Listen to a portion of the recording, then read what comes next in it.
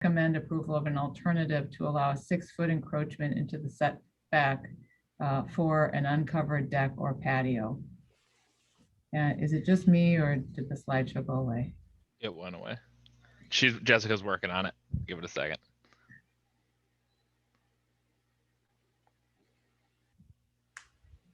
There we go. Okay. So the Planning Commission recommended approval of a smaller encroachment for an uncovered deck or patio, but not for the house addition. Next slide.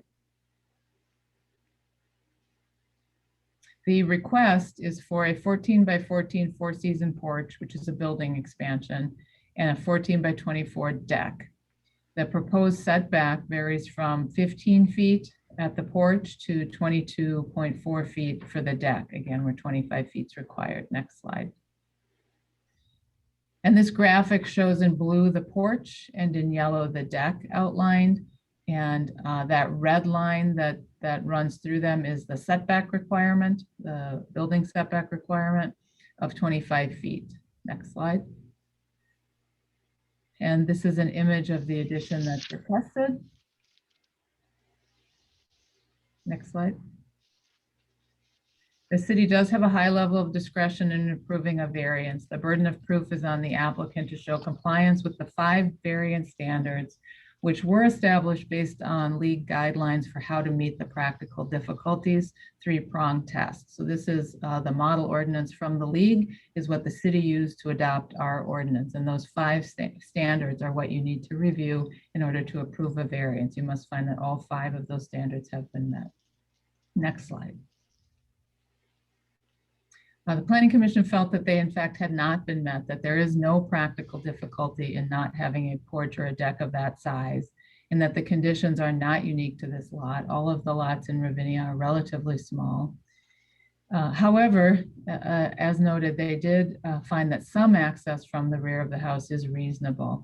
And they looked at the language suggested by staff, which allows decks to encroach 6 feet into a wetland buffer. There is no wetland buffer impacted here, but we felt like that concept was a reasonable tool to use if one wanted to provide some relief to the applicant. So again, to be clear, there is no encroachment into the wetland buffer, which is in that north corner of the lot, but this was the commission's tool to provide some relief to the applicants. So they supported a variance to allow a deck to encroach 6 feet into the setback, providing a 19-foot setback where 25 feet is required. Next slide.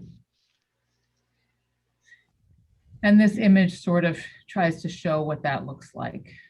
Next slide. So the Planning Commission recommendation, as always, we forward the Planning Commission recommendation to the council. That is what's attached to recommend denial of the request, but approval of an alternative.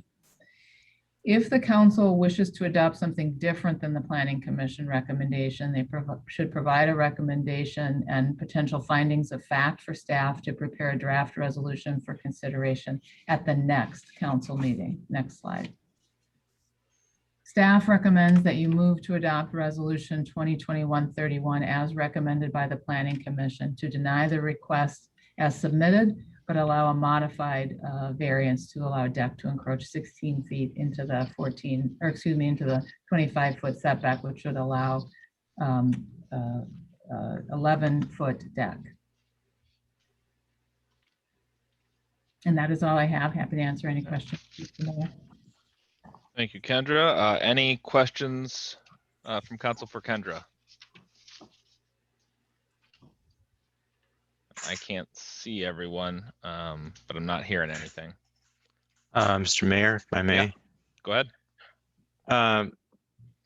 Kendra, I have a question. If you could talk about, there's a few parcels that appear to have an encroachment too, but may not. Maybe it's just the way that the lot's laid out. But as you go down Birdie Path, where the Ostrey Trail meets, and then you go along there, there's a few homes that have decks that are off the trail. Mm-hmm. Do those decks, do they extend into a setback, or is the setback start at the trail, or does it go beyond the trail? Can you help me with that? Yeah, absolutely. Jess, I'm sorry, but can you go back to the aerial? It might help with the discussion. All of those to the north of this comply with the setback requirements. I think that's where you're talking about on Bridle Path. So these homes along Yeah. here, there's a trail that runs here, and you can kind of see it here. But the trail has a fairly significant encroachment into some of these lots.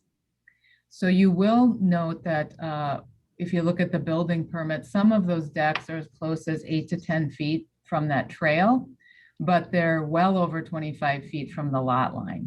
So if you take a look at this one, for example, the lot line is the southern one. Thanks, Jess. I'm pointing, nobody can see. The lot line for that southern lot is quite a bit of the distance beyond the trail. So the trail easement encroaches into the lot, but the setbacks will continue to be measured from the property line. Okay, that's helpful. And then where your cursor is right now, over a little bit more to the east. That's west. Right there, that house, I think it's 6430. From this view, that house appears to have the same issue as the house in question. In that the backyard is probably very close to the setback line. Is that a fair assumption? I'm sure I'm sorry, I should have asked you probably that beforehand, but from this view that it looks like this, so that to me, the property in question is not unique in that there's others in a similar situation. Is that a fair assumption? Yes, I did scale off. I did not pull the building permit for that house on Blue Stem, but I do believe there is not room to put a standard size deck beyond that they are in the same situation. Are they in the same situation with a second story door for a deck being built into the house? Do we know? Being approved for that lot? I did not pull this building permit. I'm sorry. I no was worries. scaling off the aerial. Gotcha. Kendra, is that 25-foot rule a Corcoran rule or a watershed? I believe it's a Corcoran rule, but what the watershed rule has a different overlay, correct? And we're the watershed now, but talk to me about that. Structure setbacks are set by our zoning ordinance. I think you're referring to wetland setback. Yes. That's both by the watershed and us. We both have standards that need to both be met because we still have to adopt the Elm Creek standards. So there are wetland buffer setback or buffer requirements, but I don't think that's an issue for that lot either. Okay.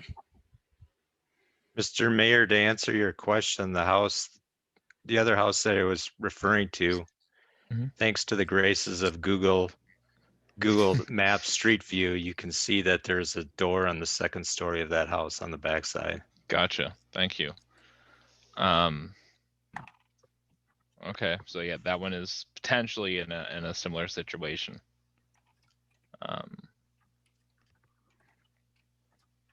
But I guess my broader question would be how many homes are going to be in this potential situation where they had a house approved that basically gives them no backyard. I mean, I think in this case it's like 2 feet at its closest point from the home. The setback is. I would hope in homes that have a second story walkout, that's going to be pretty minimal, but I guess I don't know that. Are you talking about what they should have done? Or what are you talking about I'm just trying to think about how many other homeowners in this development could be in a similar situation. Mr. Mayor? Yeah. I had the opportunity to talk with one of the Lennar representatives, and he indicated that they learned in 2020 that they've had a number of homeowners across the metro, not just in Corcoran, who have had this kind of issue. And it was inherent in the sales process where it wasn't always made clear to the homeowners what the buildable envelope on any particular lot was. And they've since adopted a new convention that they're trying to follow to try to make sure that as people select a site and select a home for that site, it'll be more obvious to them whether whatever they want to put onto the rear of the home would fit within whatever setbacks might apply to that lot. That wasn't in place for the Cromingas or many of the others that would be present in this neighborhood. So I don't think we can say that it's only going to be a few. It could be several. In this particular case, though, I feel that because of the unique siting of the home and how it is not abutting other people's property, it's almost as though, as far as the open space around the home is concerned, they've got a much bigger yard in effect. Now, the lot is still small, the setback is still not met, but in terms of encroaching on the sense of community and open space in a low density neighborhood, I don't feel that what they're proposing is unreasonable. I think that the issue of practical difficulties arises from the failure of the builder to communicate to the homeowner what they could do. If you look at the record, there's a lot of correspondence. And part of it indicates that they were very clear they wanted to put a deck on the back and they were not informed that it wouldn't fit. So in light of that, I presented a slide deck that we included in the packet that goes through some rationale for why we could choose to approve what they've asked for. I'd be happy to present that formally here if that would be helpful, although I trust council has read it. Perhaps we should begin with that as our first starting point and determine whether we have consensus that we would want to grant the entire setback variance they asked for. And if not, then we can proceed to a tighter reading. Okay. Yeah, and Jeremy, if you want to maybe, you know, pick up the highlights on it, not necessarily have to read it word for word. I think everyone's read through it, but if you want to kind of highlight the main points from it. Yeah. Mr. John. Mayor, not to be Robert's rules guy, but can you consider granting Jeremy the opportunity to present if he wants to present, being that each person gets an allocated time period to go through his material if he so chooses?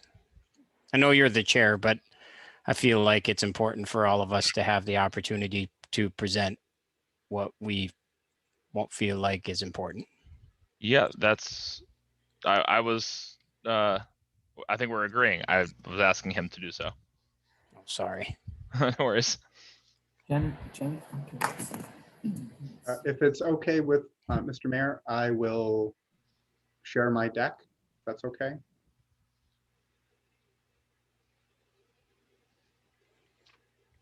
I think he granted that to you. I believe I need whoever is currently presenting to stop presenting. There we go. Thank you.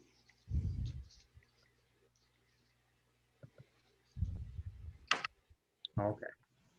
So what I attempted to do was go through the criteria in the ordinance and identify a plausible rationale. I personally believe these are correct, but obviously we have to agree.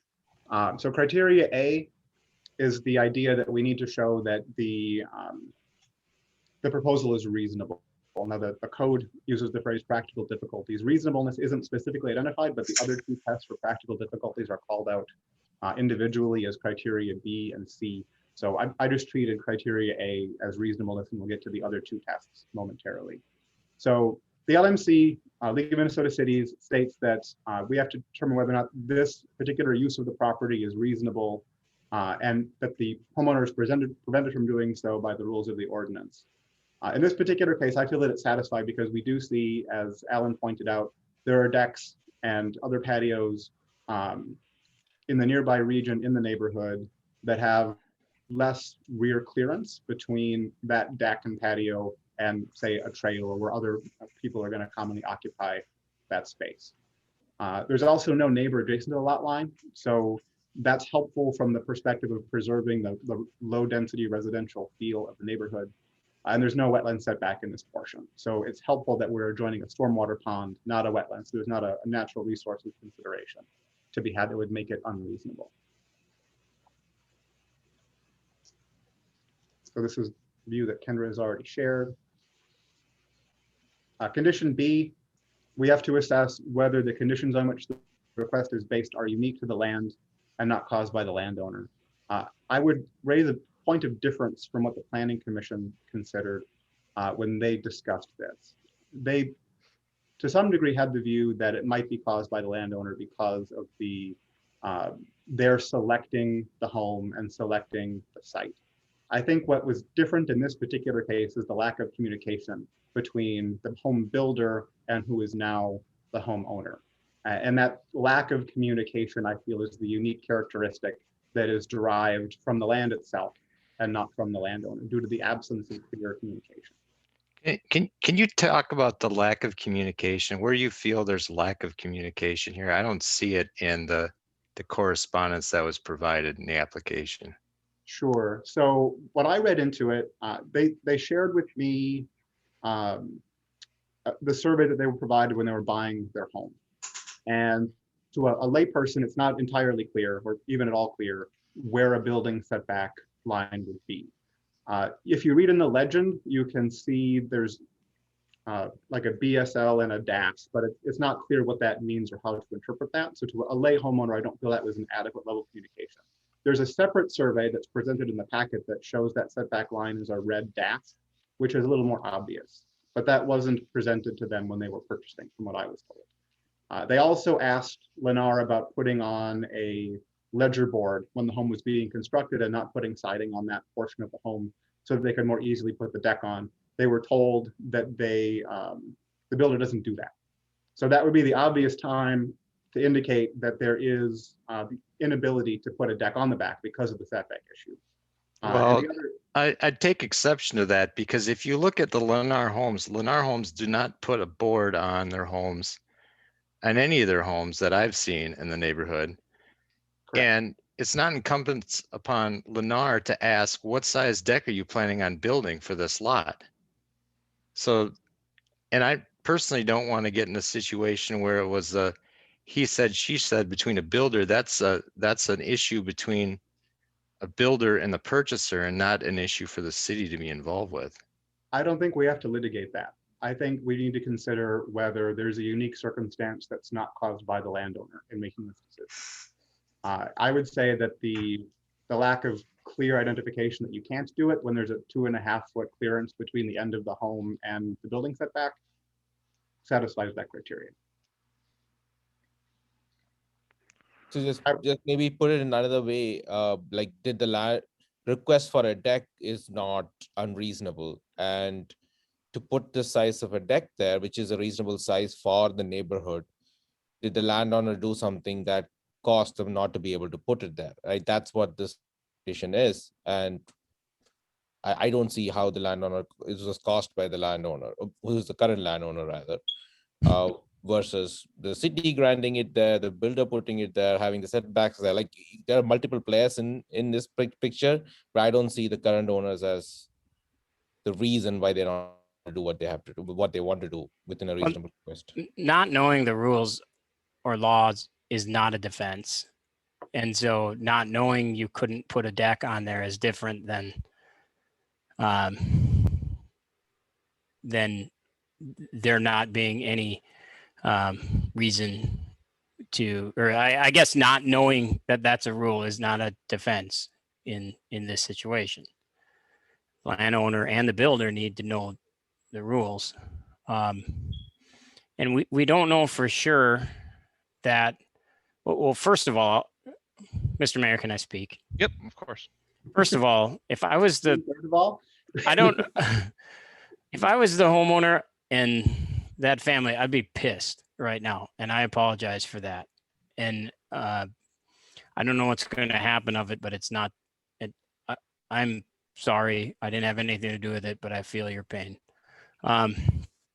We don't know that this doesn't, we're assuming that it's not going to bother anybody in the neighborhood. And we're assuming that that's a huge assumption.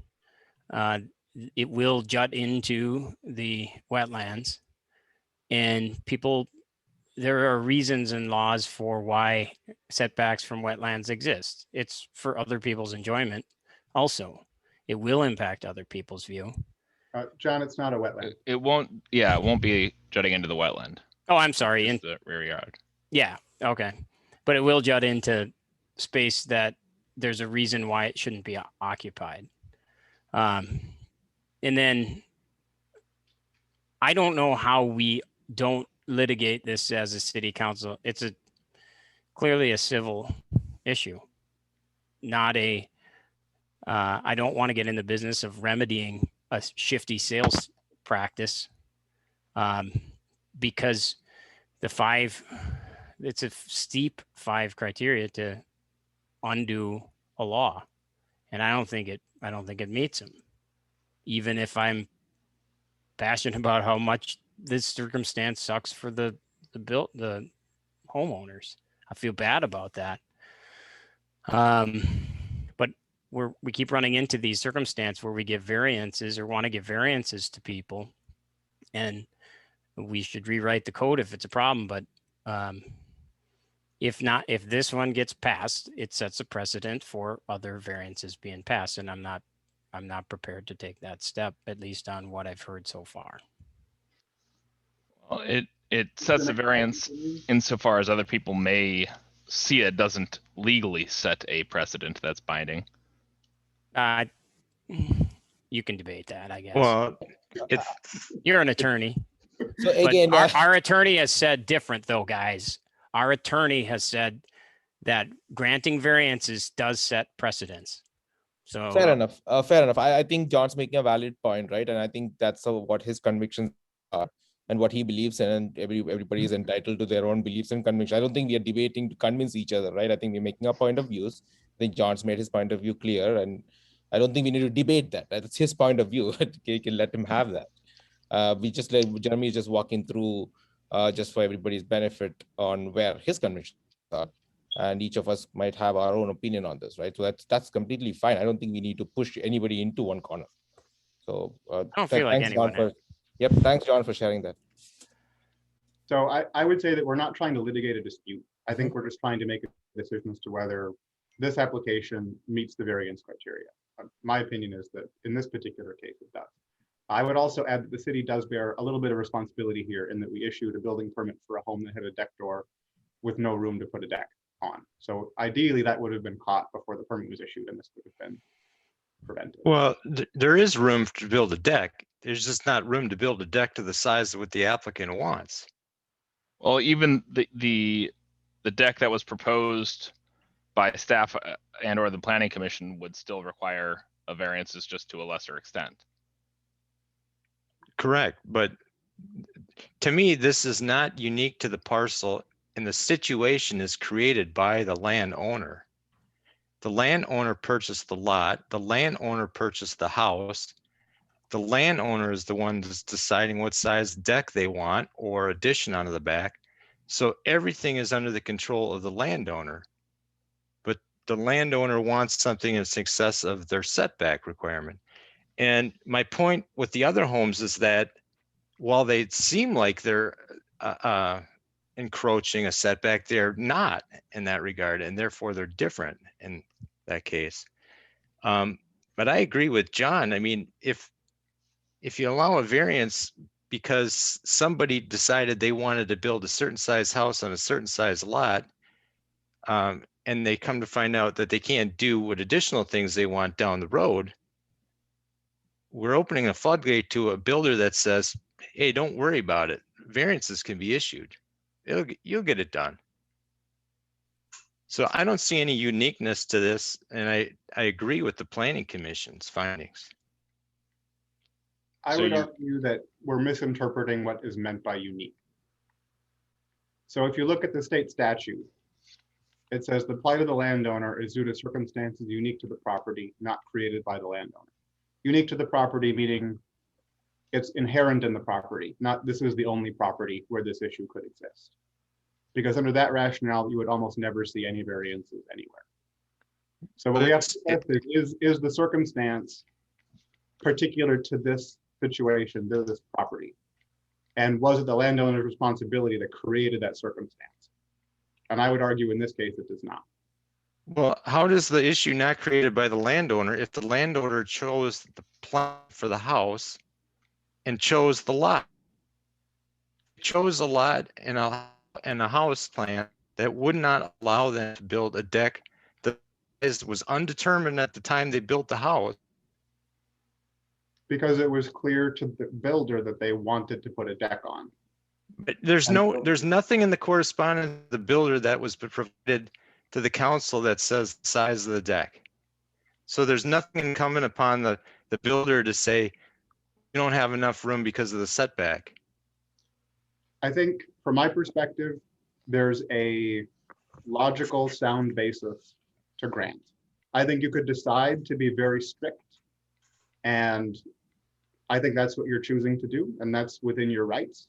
I just disagree with that perspective. I don't know if you can call out somebody's motivation as being strict if it's just a straight interpretation and it's a defining the word unique. Alan's defining the word unique in a different way, which the uniqueness to the property was created by the landowner and through the builder. The property itself is not unique. If it had like a waterfall or some weird structure to it, this is a unique only because people made mistakes along the way. I would further argue it's not unique because a house 2 doors down is in a similar situation. I'd say there we're getting into semantics of, and not necessarily semantics, but the difference between unique and exclusive. And I think that's a little bit higher of a bar, that it doesn't have to be the only type of this situation in all of Corcoran to be unique. Mayor, Mhm. I feel like a broken record right now, but I'm going to say this again. I think Jeremy has made what he thinks as that bar is. I think Alan's made himself very clear. Again, we don't need to say that he's strict or not. It's about how he's interpreting that, and he's entitled to that view. Yep. We just going through the criteria so that in the end we'll take off where each of us are looking at any of these criteria. I feel like this is not a debate opportunity where we convince the other person to see our way. Each of us have our own uniqueness in how we look at this. You're we probably right. have to, Manoj. That's what we all come in here with. How many times have you walked in here with a idea or thought on But something? I'm going to respect the fact that you're a smart guy, and once I say something, you either agree with it or not. You see that message, or you have a different message. But no, I'm saying we there's no all point to convince keep each other. Right. I'm not So saying I'm going to try to convince you. Okay, The whole guys. purpose of debate is to throw out your ideas. But are we debating? I right. think that's what right now he's just going through the deck. I would love that debate after this. I just want to go through the Right. deck to say this is his time, right? He's trying to give his point of view for all of our benefits. And then I would give you 15-20 minutes where you can give us your point of views on the Yeah, 18. that's fair, Manoj. Go Yep. ahead, Jeremy. So let's do that. Jeremy, you go through the slides and your points until you're done, and then we can open up the conversation. I'm sorry, on it. Jeremy. I advocated for your time and then Yeah, I apologize. wiped it as well. away. Thank you. I forgive you. Not a big deal. I appreciate the open dialogue. I'm not offended at all, and I appreciate the chance to have intelligent conversations with you all. So item C, the requirement here is the granting of the variance will not alter the essential character of the locality. In this particular case, because of the unique siting of the property against a stormwater pond and the gap between it and adjacent homes, I feel that there's not going to be an impact on the surrounding area. We did hear at the Planning Commission, the next door neighbor who was most directly impacted was speaking in support of the application. He stayed up until 1 a.m. to make that statement, which I think speaks to the acceptability of the feature to the neighborhood. Neighbors across the stormwater pond also have lots that are sort of truncated by the public trail. I understand that the lot technically extends into the wetland area, but they still have a very small rear yard, smaller than what this home would have, even if we were to grant the full request. So this is a side view of the home. The yard is fenced now, so you're not going to limit area or accessibility to wildlife because you're already partitioning that off with the fence. And you can see there's open space on both sides of the home here. This is the trail view from the property that Alan mentioned earlier on. So there are small yards in this area already, small grassy patches. So the truncation of their own yard will not be uniquely small. And if you go off to the left here, you would see it's basically descending into that stormwater pond area. Item D requires us to assess whether the proposed variance will be in harmony with the general intent of the ordinance. I feel this is met because the distances between structures are still going to be exceptionally large, much larger than the building setbacks would normally require if the houses were abutting each other's rear yards. Because of the unique siting of the lot, staff actually provided a rationale supporting a variance to allow a deck. I would say that the same logic that was presented to the Planning Commission in support of a deck would also apply to a porch. There wasn't anything unique in a deck that would make it unique to a deck being acceptable and not a porch and a deck as well. And then finally, the proposed variance is consistent with the comprehensive plan. This is met using the same criteria that was in the staff report for the Planning Commission. So porches are permitted. They exist in several neighboring homes. The rear of this home adjoins open space that is not a wetland, that is not subject to buffers and additional building setbacks from wetland buffers.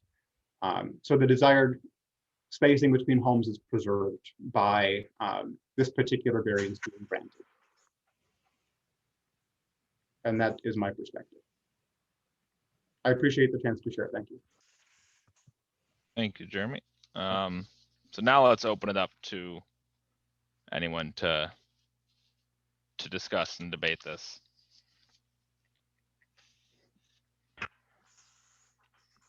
Well, I'm happy to go. Sounds good. As I read it, this is not unique to the parcel of land, and it was created by the landowner. And for that reason, I don't think we should allow this variance for what was requested. And I do think we're going to see more of these if you allow such a variance. And to the point that a porch is no different than a deck, it is different. A porch is part of a dwelling. We wouldn't have allowed the house to be built inside the setback. Why would we allow a porch to be built inside a setback? So I don't see that argument either. The deck, you know, I don't want to be strict, but I'd be willing to go with the Planning Commission's recommendation on the deck as a compensation for this. But I don't think the city should be involved in this per se. He said, she said between Lennar and whatnot. And I think if this goes forward, we're going to see a lot more of these, not only in this development, but in future developments.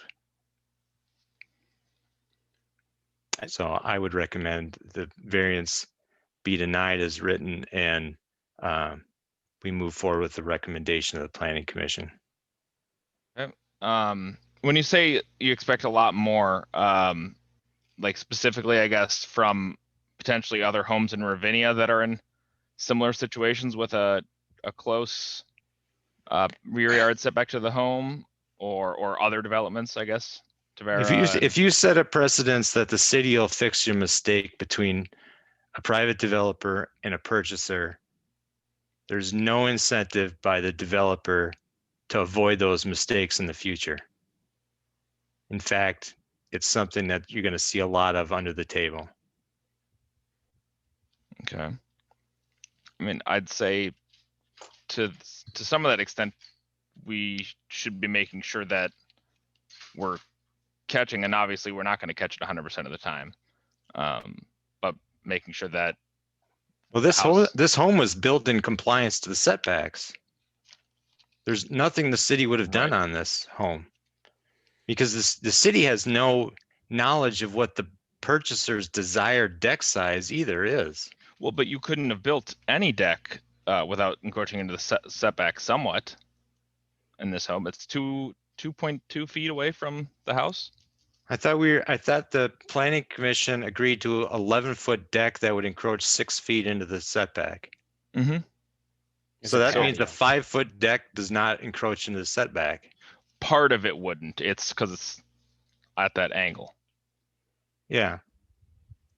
But so I'm saying if you were to build it without any of it having that 6-foot encroachment or an encroachment of some sort, I don't think you could build a usable deck. I mean, it really, to me, it really comes down to between an issue of the builder and the applicant. And the applicant made a conscious decision to purchase the size home they purchased on the lot they purchased. Fair point. I think undo like the I have a deck, but I don't think it's a hardship. It's a hardship maybe in Corcoran to not have a deck, but I'm not sure that that means, I don't know if it passes that qualification for me. And again, it's sloppy bookworking or sloppy salesmanship or sloppy something by the builder, or I guess I'll just say whoever. It was a series of sloppiness, and I don't want to get in where we're the fixers of sloppiness, and who knows what the other people. We're assuming just because the next door neighbor is okay with it. I mean, there's a reason why there are setbacks such as these, and it involves all the people around. And we just had a hour-long discussion about open space and how important it is. And we don't know how, or we know that part of why we have setbacks and such is for the preservation of open space. And I think it does impact it. And I mostly it doesn't fit the qualifications for granting a variance based on those things. I think you should take the situation between Lennar and the applicant aside, right? So you throw that all out the window and just say setback, variance, the deck. Okay. So forget about that they wanted a deck. Lennar supposedly said they could have a deck, whatever. It doesn't matter to me. Well, I'm trying to take it easy on the homeowner and No, but well, set that aside. yes, On its own, it's not unique, and it would have been created by the landowner. So to me, a variance doesn't fit.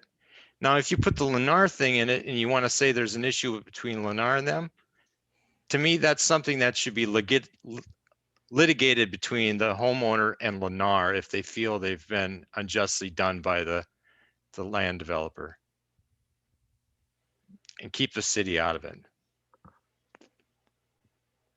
Okay. So I guess I can go next since Alan, John, and Jeremy finished. So I'm going to stay consistent on what I have done in the past on something like this. I think I'll refer back to how I voted for Nate on the shared private or the private drive allegedly that he alone uses. And I know there is a lot of hesitancy with, hey, we don't want to get in the middle of this, but I don't want to get into who said what. I look at our positions as there is a hardship on any of the residents, and they come to the council for a variance for help. And I am going to be more inclined more often to grant that variance than not, and irrespective of the scenario, unless it hurts somebody else. And I think I made myself clear last time when we talked about the private drive with Nate and how he wanted to put his house and the setbacks, right, at that time. So I'm going to stay consistent to that, saying that they come to us for help, and if it's something that does not hurt anybody else. So that, I think Alan brought up a good point, or maybe John did, saying that we make a big assumption that it doesn't trouble anybody else. So being in the same community, I'm going to call that out. I have noticed that the applicant and the family has reached out to all the neighbors, not just in that cul-de-sac, but across Ravinia, to make sure that if anybody has any complaints, they've been open to have discussions on Facebook as well as in person, and been very open with respect to what they're trying to do and to see if anybody has any issue, right? So that's one, because I would take exception to the fact that if somebody calls in and saying, I don't like what they're doing, I don't like the view, what would happen to my home, which is adjacent to it, if this goes up, right? So that is a big stress test for me personally. I know that they have taken extraordinary steps, and there were people who had questions that they went and made additional documents to explain what's going on. In fact, that family has taken more effort in the community to explain what they're trying to do than I think they've spent time for the planning commission and us, right? So that, I think that is great. And that is a big test for me, to make sure that you've talked to your neighbors and around them, it's fine. And for Nate also, that was a thing for me, that his neighbor also called in for his support. So that is one. And the uniqueness, I think I'm going to read this the way Jeremy read it, saying that it's unique to the property and not to the landowner. Like the landowner didn't bring in anything new that happened here with respect to, the argument that, yeah, you could have had, we approved a second floor door for you to build a deck so that it's 4 to 5 feet wide. Yeah, and that's where we get into the weeds of black and white lettering. That, yeah, you could have a 4-foot deck, and I'd approve that. But if you have to, you have to approve a variance, whatever, 1 or 2, we have failed. We failed in how we have set that up, because that building should not have gone on that site with that door. This is a different argument if that door was not there, right? And this is my perspective on how I stand on this. And I just want to make it clear that I think it's, and I think the third point that John brought up, I think is valid, is precedence, right? Are we going to get more applications? And I think that's our job. If there are more people that are feeling the hurt like this, they want to put a deck and they can't. Like if somebody comes and says, I want to put a 50-foot deck, that's a different problem. This is in consistence with what's in the neighborhood. This particular property, when you look at the setbacks for open space, it doesn't look up to a home. So that's unique. That's different in itself. Like if it was straight behind another home and this would like put 2 decks close to each other with hardly walking space in between, I look at that different. So I'm going to look at this at individual applications. This is my perspective on how I'm going to look at it. And just thought I'd make myself clear.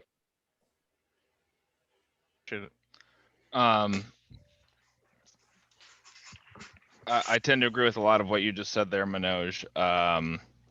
Specifically on that last point of the more applications. If there are, situations that need to be looked at, that doesn't mean that they are going to be granted or not be granted. But if they need to be looked at by us, then there's a process in place for it, and that's what we're here to do. I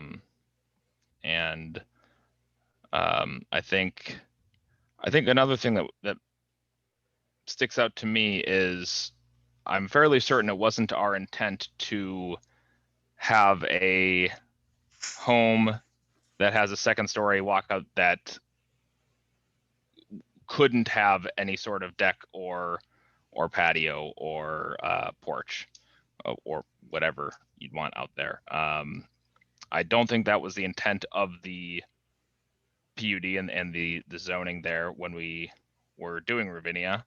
And I don't think it's going to be a problem that's widespread throughout it. I think there might be some similar situations, but I do think it is pretty narrowly tailored. The number of homes that have some sort of walkout like that in a 2nd story that are on a curved lot that have a setback that goes as close as 2 feet or whatever to their home.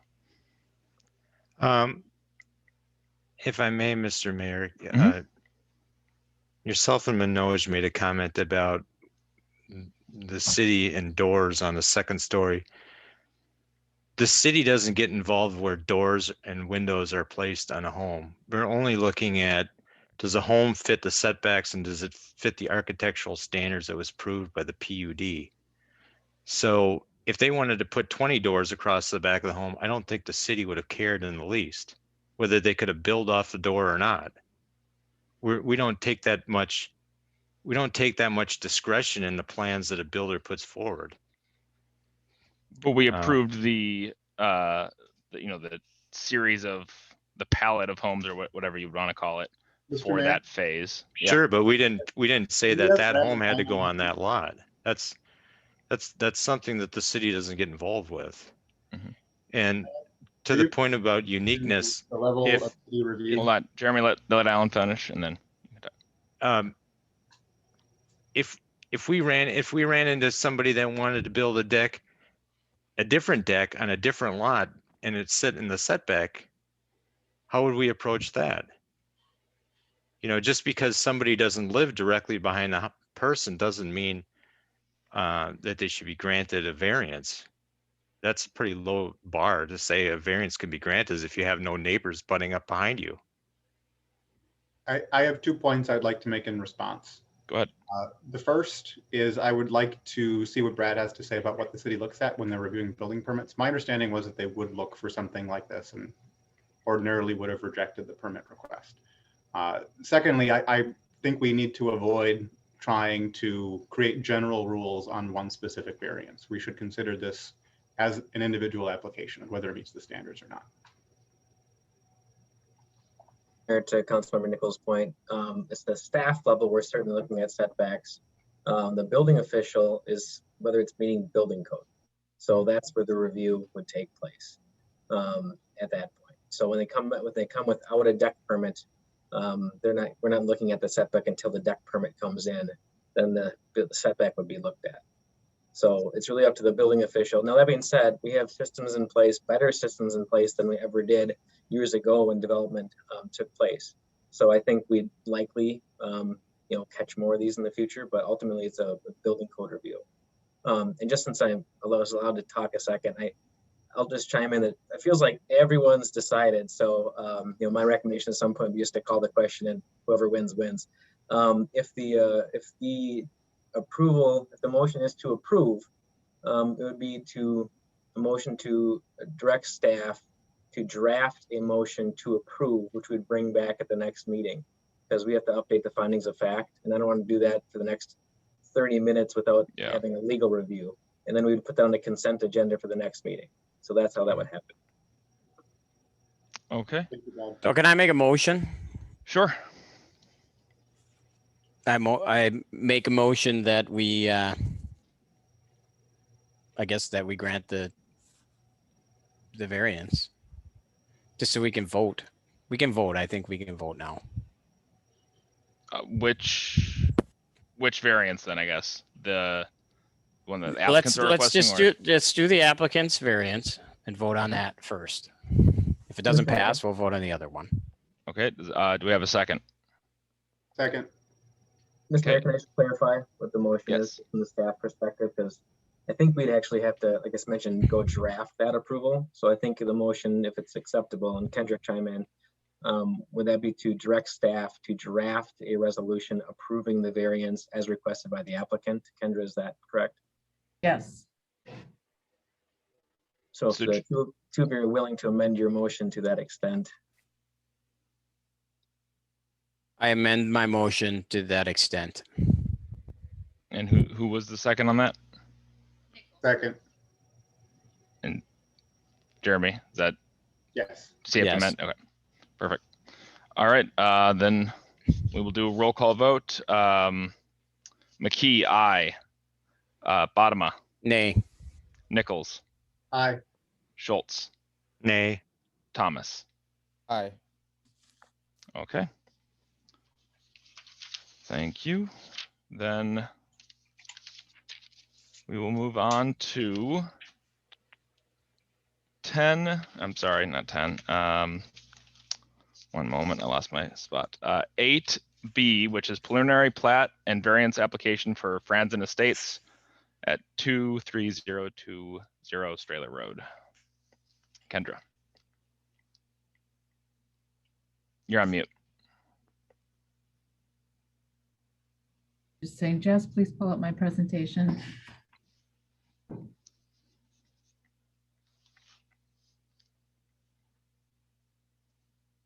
Okay. This is a request for a 3-lot subdivision. There are 2 variances that were submitted with the request, a variance from the lot width requirements and a variance from the street frontage requirements, which require all lots to have frontage on a public or private street. Property is in the rural area of the city, guided rural ag residential and zoned rural reserve. By way of background, in 1993, the city approved a subdivision to carve a 10-acre lot from the Franzen's 40 acres to create 23105 Larson Road. And that plat included a 60-foot road easement across the length of the new 10-acre parcel. The city also at that time acquired right-of-way at the end of the Larson Road cul-de-sac to ensure that Larson Road had a 60-foot right-of-way from the county road all the way to the east side of the new parcel at 23105 Larson Road. Next slide. This is the property. Larson Road is on the west and Strahler Road is on the south. You can see the parcel has an existing farmstead on the south side. Next slide. Again, on the arrow, this is in the rural residential district. It is adjacent to a subdivision, Strahler Estates, that was approved a few years ago to the east. Next slide. The Planning Commission reviewed this item at a public hearing on April 1st and voted unanimously to recommend approval of the preliminary plat and the lot width variance, but recommended denial of the private drive variance, requiring the developer to provide a private drive to serve the new homes. And the recommendation from the Public Works Department, City Engineer, and adopted by the Planning Commission was to require that the new private drive and the existing driveway coming off Larson meet at a single curb cut at the end of Larson Road, and then continue for approximately 80 feet before splitting off. Following the Planning Commission, the applicant spoke to the city administrator and asked that the condition requiring the two drives and the existing drive to be combined be eliminated. This resolution in the packet reflects the Planning Commission recommendation that it be a single curb cut off the end of Larson Road. However, on page 1 of the staff report, I did provide an alternate condition number 7 that would not require the private drive to be combined with the existing driveway. So should the council decide to vary from the Planning Commission and Public Works recommendation, that language is included in the staff report. Next slide. The image on the right is the proposed subdivision. 2 new lots would be served off the end of Larson Road. And the image on the right, and it's a little bit hard to see, shows 2 triangles that were acquired by the city through deeds to ensure that 60-foot right-of-way extends. And you can see where the private driveway is currently coming off the south side of that 60-foot easement today. Next slide. So the subdivision is creating one lot for the existing home and then 2 new lots for sale on the north side. And the lot width for the lot 2 does not meet the minimum 200-foot lot requirement. And that is where the Planning Commission did recommend approval of that variance.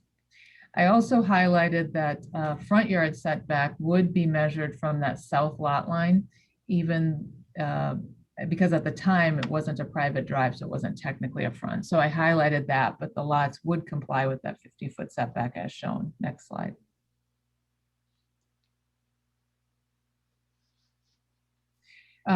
You can see sort of on this image, but you can see better on your plat. The applicant originally showed 3 separate driveways coming off the end of Larson Road. And then following in that driveway easement that was granted back in 1993. And again, the Planning Commission recommends a private drive be created. The applicant is willing to do that, but asks that the existing driveway not be part of that private drive. Next slide.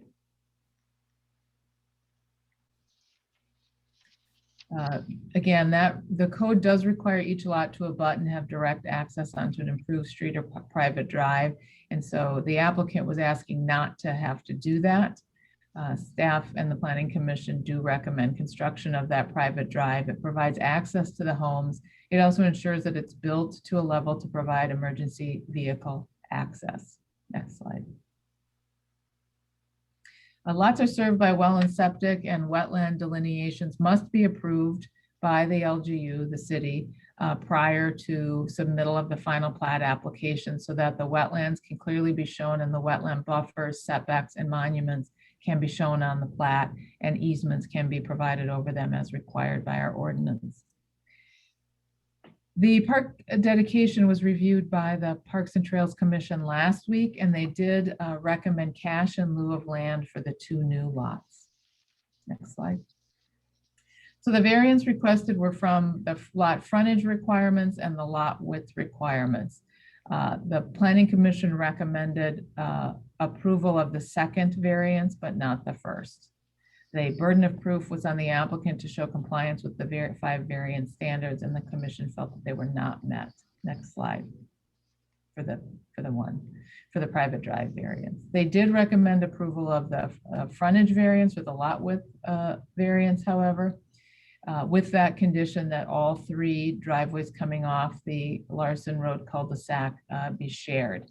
If the council wants to modify the Planning Commission recommendation, as I said, condition number 7 could be modified to use the language on page 1 of the staff report. Next slide.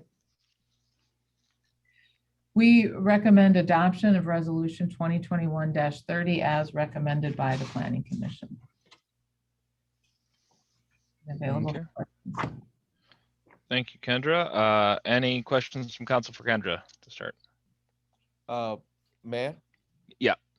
I might be off, but aren't we supposed to open this for public comment now as after? Yep, I wasn't sure if we wanted to do the questions first or that. I so would you keep could- the questions for later. Let's have the public opinion, then have our question. Sure. That's just unless the council at large has a different opinion. That works for me. Let's then open it up for public comment on this. And Jessica, if you could walk everyone through that. Thank you, Mayor. If you'd like to participate in the public comment on this section, you can do so if you're on phone by pressing *9 and it'll raise your hand. Otherwise, you can go ahead and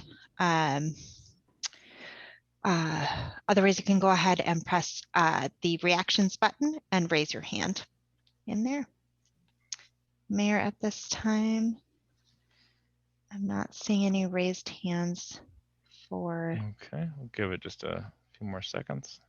Mr. Mayor, while you are waiting, Yeah. I know that Greg Clanton is on the call if need be, the applicant. And I will just say, had significant conversations with him as well as the neighbors to the south. They're all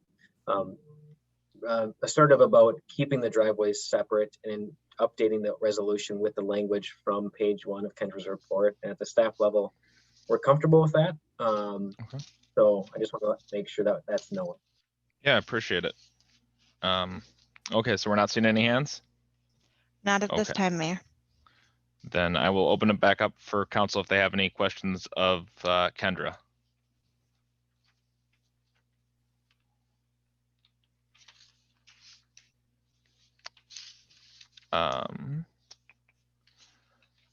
I had one, or go ahead. No, I was just saying I have none. Okay. I had one about that language in 7 that you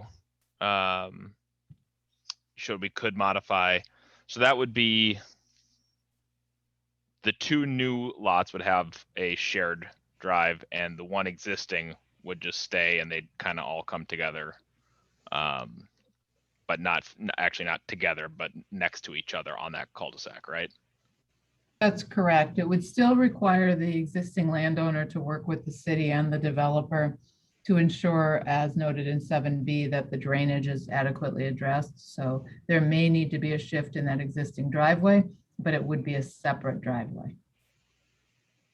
Gotcha.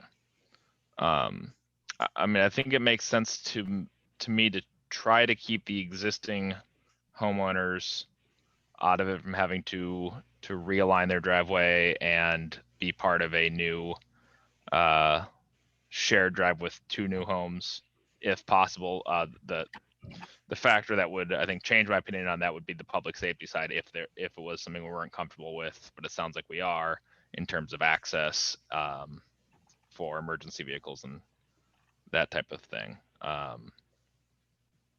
But I would prefer, I think, the 2 be shared and the 1 stay separate, but that is just my take on it. How does the rest of council feel? Yeah, I would agree. Kendra, your comment about if the existing driveway had to be modified for drainage, who would end up having to pay for that? Mm-hmm. I think where the city administrator left it is that the applicant needs to prepare a new plan, submit it for the city review, and show how the drainage will be managed. And at that point, I think it's between the 2 landowners to negotiate how those costs are paid for. That road has always been intended to be there, I think, based on the 1993 piece. So I think that's something they'll need to come back with us with the final plat and tell us how they're going to address that. Okay. So that would be something where they'd present that to us before we'd approve final plat, correct? Correct. Gotcha. And I'll add that there's other items too. There's a cable box that probably has to be relocated. So there's other stuff that just has to be figured out before final plat. Gotcha. Okay. Any other concerns or areas you guys want to discuss? Are we all comfortable with the approval of the variance that the Planning Commission recommended for the lot width?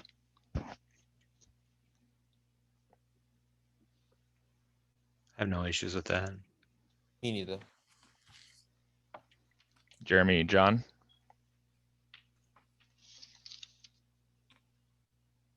I would agree on the grounds that the lot width at the time that the plan was made in 1993 was consistent with what they're delivering today. Right. Okay. Then just double checking, make sure I've gotten park dedication. Are we agreeing with planning or with Parks and Trails on the cash in lieu of land? I would say yes, personally.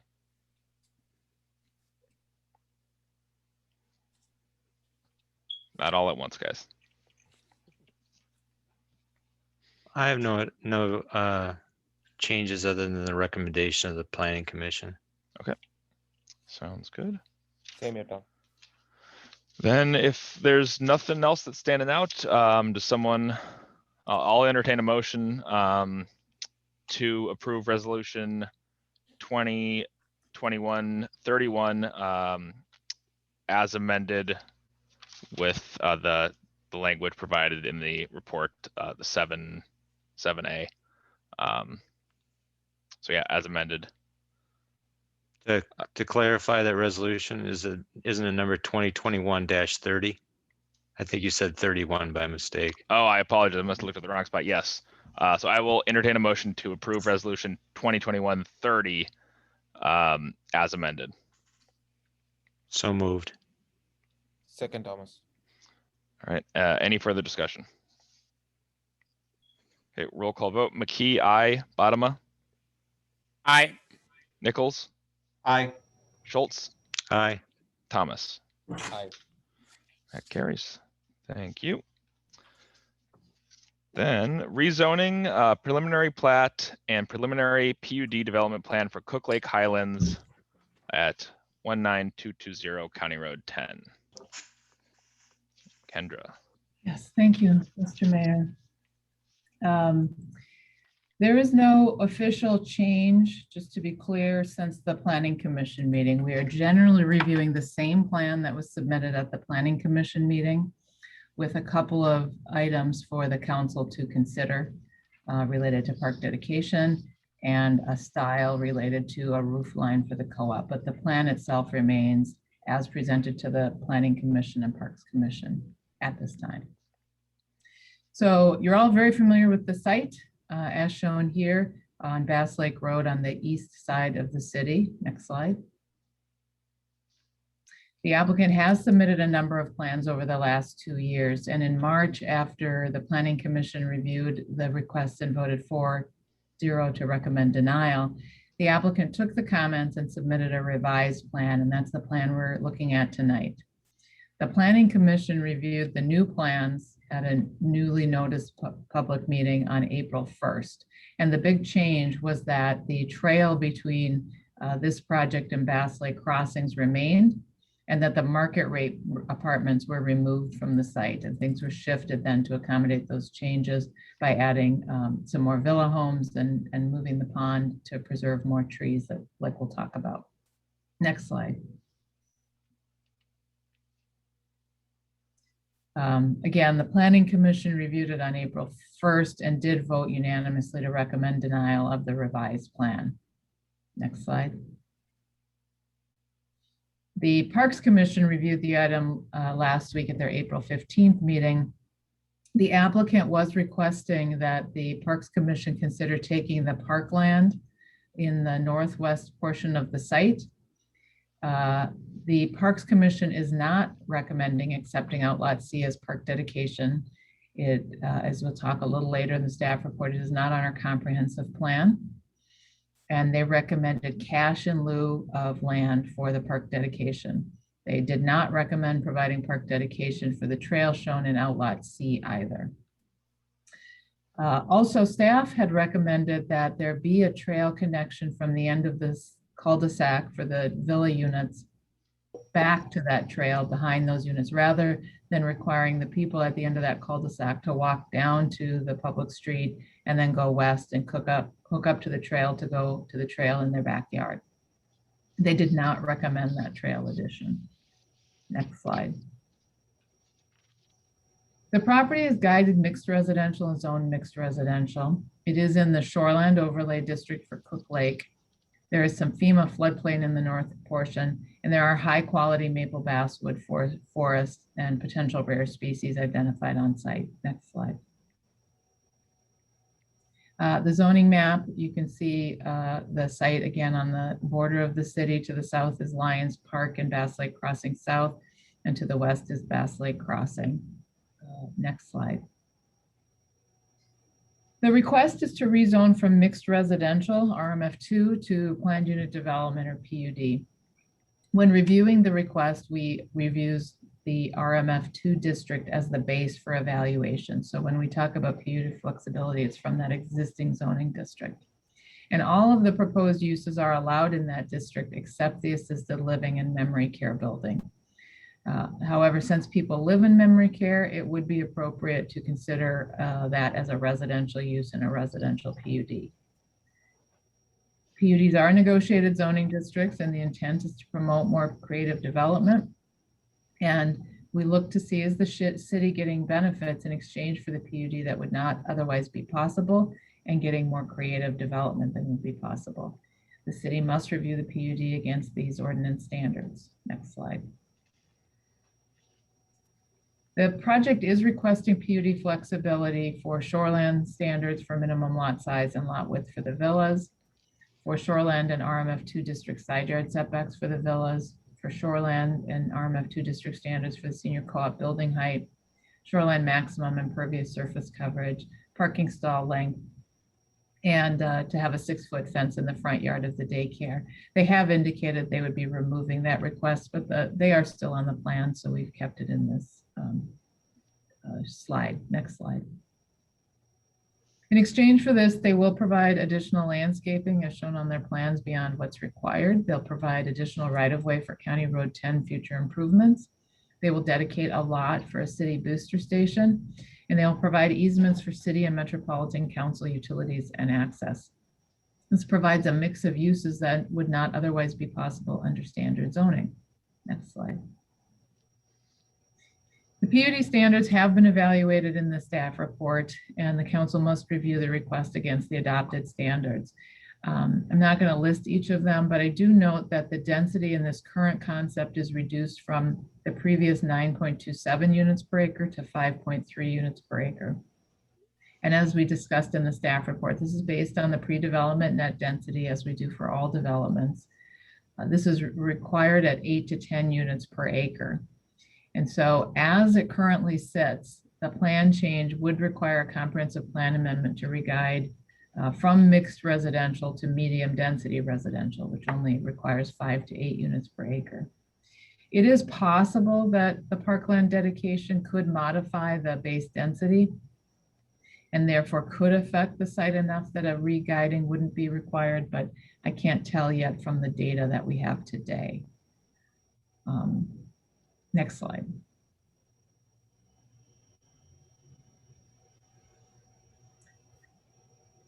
This is the PUD development plan. It does show villa units on the west side of the property, and then a co-op for Applewood on the east side of the property, and then south of the street, an assisted living facility and a daycare. They're showing on this concept, which went out in the packet, an outlot C that's 9 acres approximately. And what we had said, staff had said, we do not want that shoreland, or I'm sorry, stormwater pond between the villas and the co-op if we are considering it for park dedication. So there is another exhibit where they've split that outlot into 2 parcels. Next slide.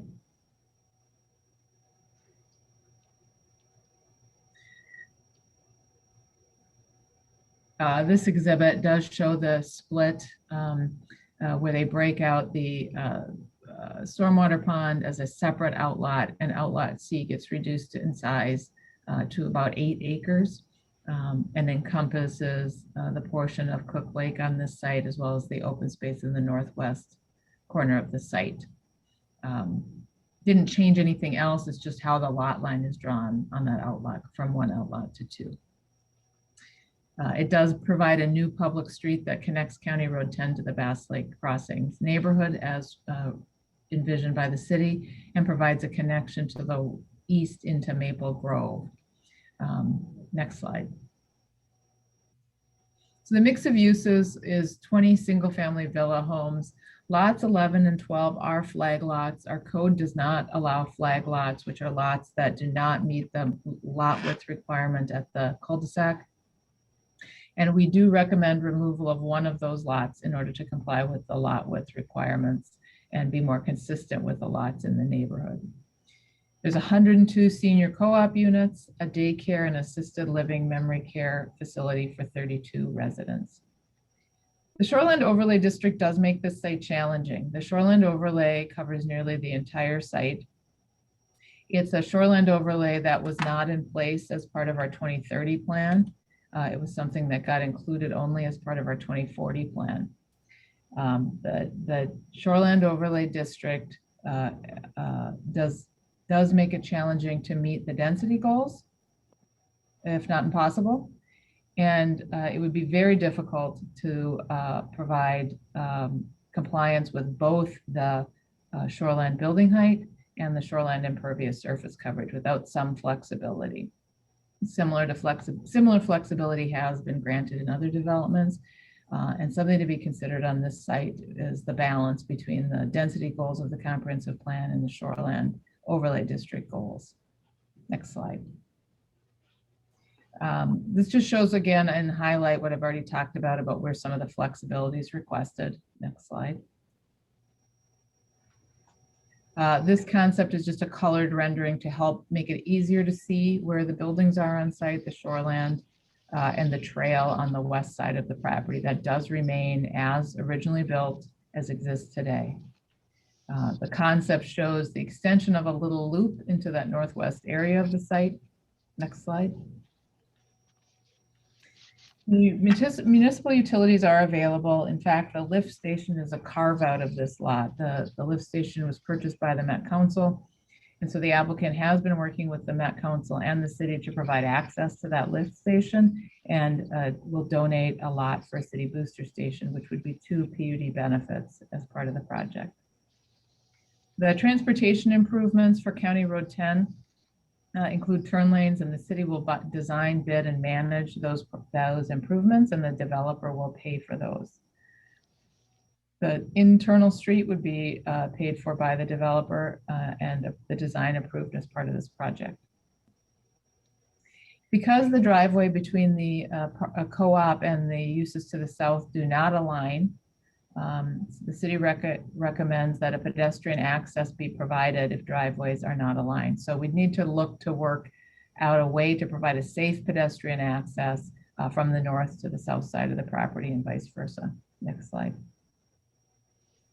This just highlights that booster station that I was talking about on the east side of the property. Next slide. Some parking depth PUD flexibility to allow 18-foot, not 18.5-foot parking stall depth. The stormwater pond has been moved to the center of the site, which does allow more open space preservation in the northwest corner, whether it's private park or public park. It does preserve significantly more natural area in that northwest corner. The wetland mitigation still needs to be approved. That is in process, but has not yet been approved. And there is floodplain that needs to be clearly shown on the plans, but is not does not appear to be impacted by the project. Next slide. Again, as the council knows, the code does not require tree preservation. We do encourage it, but it isn't required. However, the applicant heard very clearly from the Planning Commission that that was important to them as part of a PUD. And this revised plan does increase the woodland area protection from 11% preservation to 30% preservation, primarily again by preserving that northwest area of the site.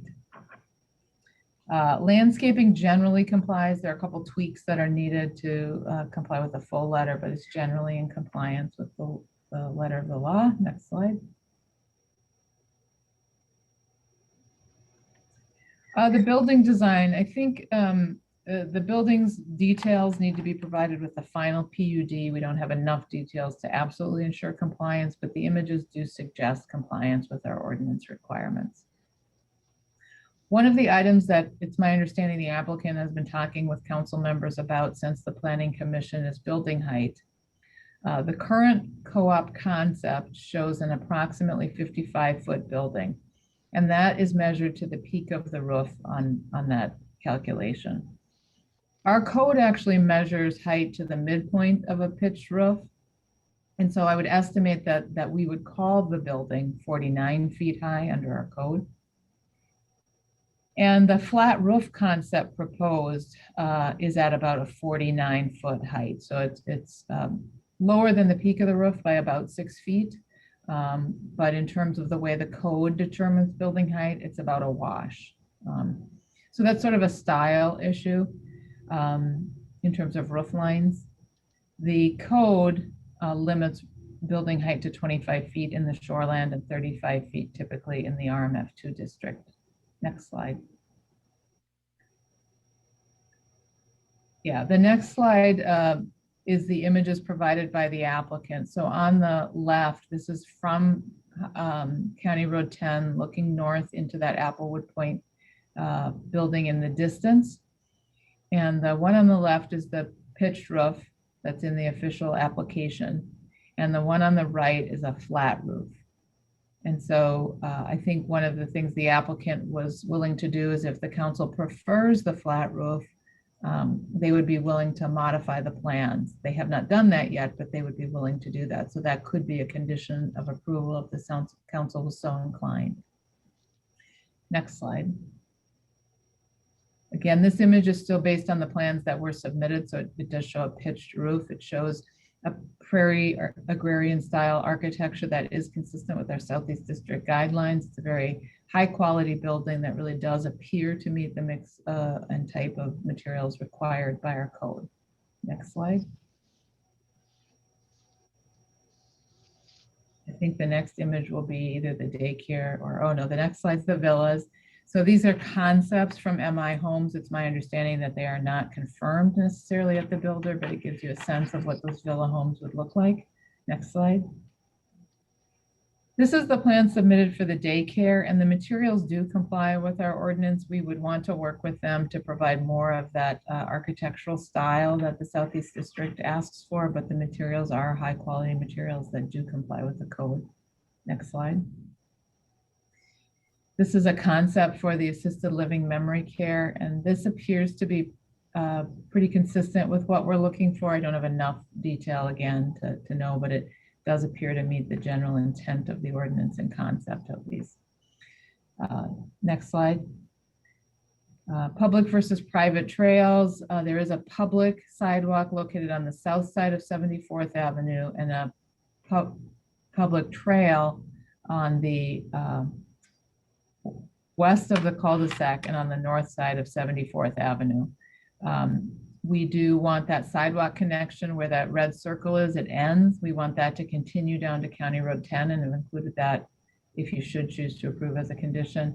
And our draft resolution for approval also still requires that trail connection from the cul-de-sac out to the existing trail, something that the the Parks Commission did not recommend, should you go that route. Next slide.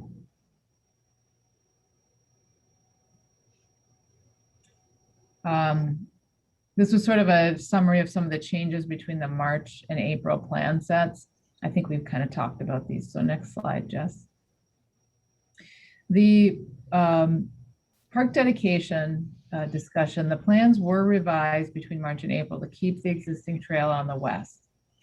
And then the developer asked for dedication of a 9.6 acre outlot C to the city and asked for at least partial park dedication credit for that.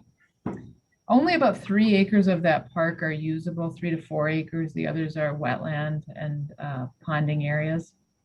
They've now split that outlot C with a concept that I showed you into 2 outlots, which would take at least the stormwater pond out of that and bring the park area, the outlot area down to about 8 acres, about 3 acres of which is upland area. And they've shown a trail loop in there.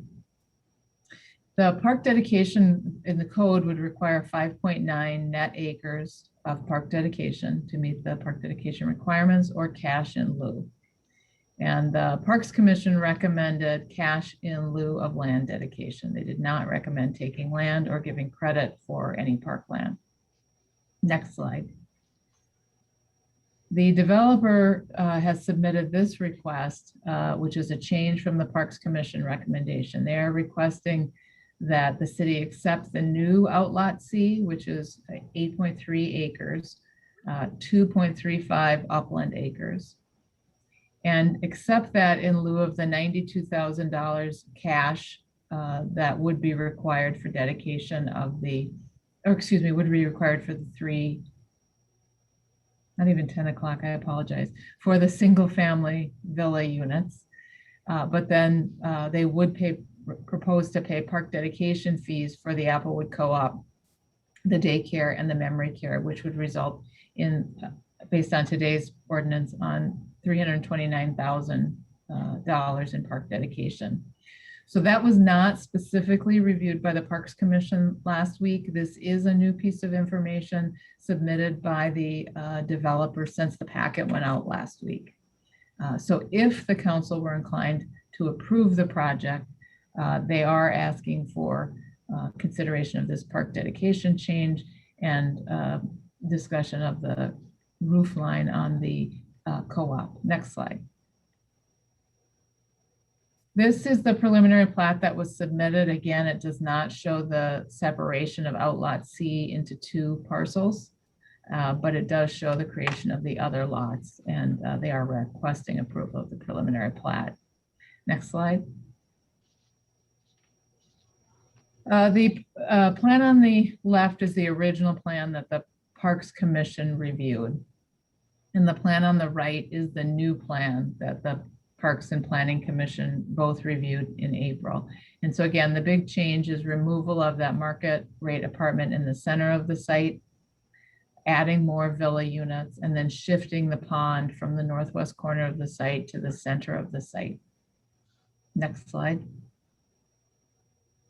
The city does have a high level of discretion in approving a PUD. As always, we forwarded to you our recommendation as the Planning Commission recommendation, which is a resolution for denial. This has been a moving target, and so we did also include in the packet approval resolutions that had been provided as an option to the Planning Commission, providing those as a starting point for you should you wish to go that route. Next slide. So we are recommending adoption of, resolution 2021-35, denying the request as recommended by the Planning Commission. However, we did provide draft resolutions and ordinances for approval that the council could adopt with modifications as may be desired. These resolutions went out before the Planning Commission packet. Before the Parks Commission meeting.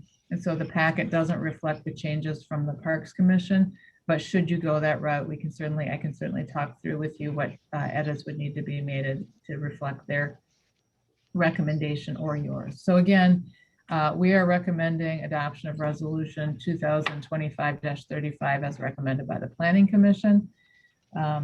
But the applicant has provided 2 new pieces of information or requests. 1, information about a change to the roof line for the co-op, and 2, a request for reconsideration of the Parks Commission recommendation regarding park dedication.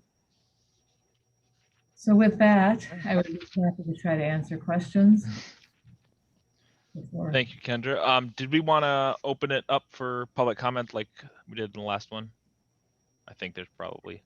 We should, because we Yeah. didn't have, right? We told them that Right. we could have it after the staff report. Yep. So let's go ahead and do that, Jessica. Thank you, Mayor.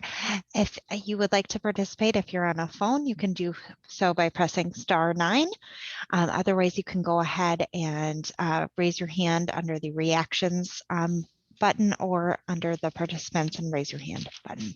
It does look like we have at least one member raising, a few members raising their hand. So Steve Mueller, I'm going to go ahead and ask to unmute. If you could give us your name and address for the record, that'd be great. Can you hear me okay? Yes, thank you. Oh, great. Okay, good evening and thank you to the council for letting me speak. My name is Steve Mueller, 7474 Fur Lane North. I live in Bass Lake Crossing. I spoke first for the majority of the homeowners through 4 meetings, 2 planning and 2 parks and trails.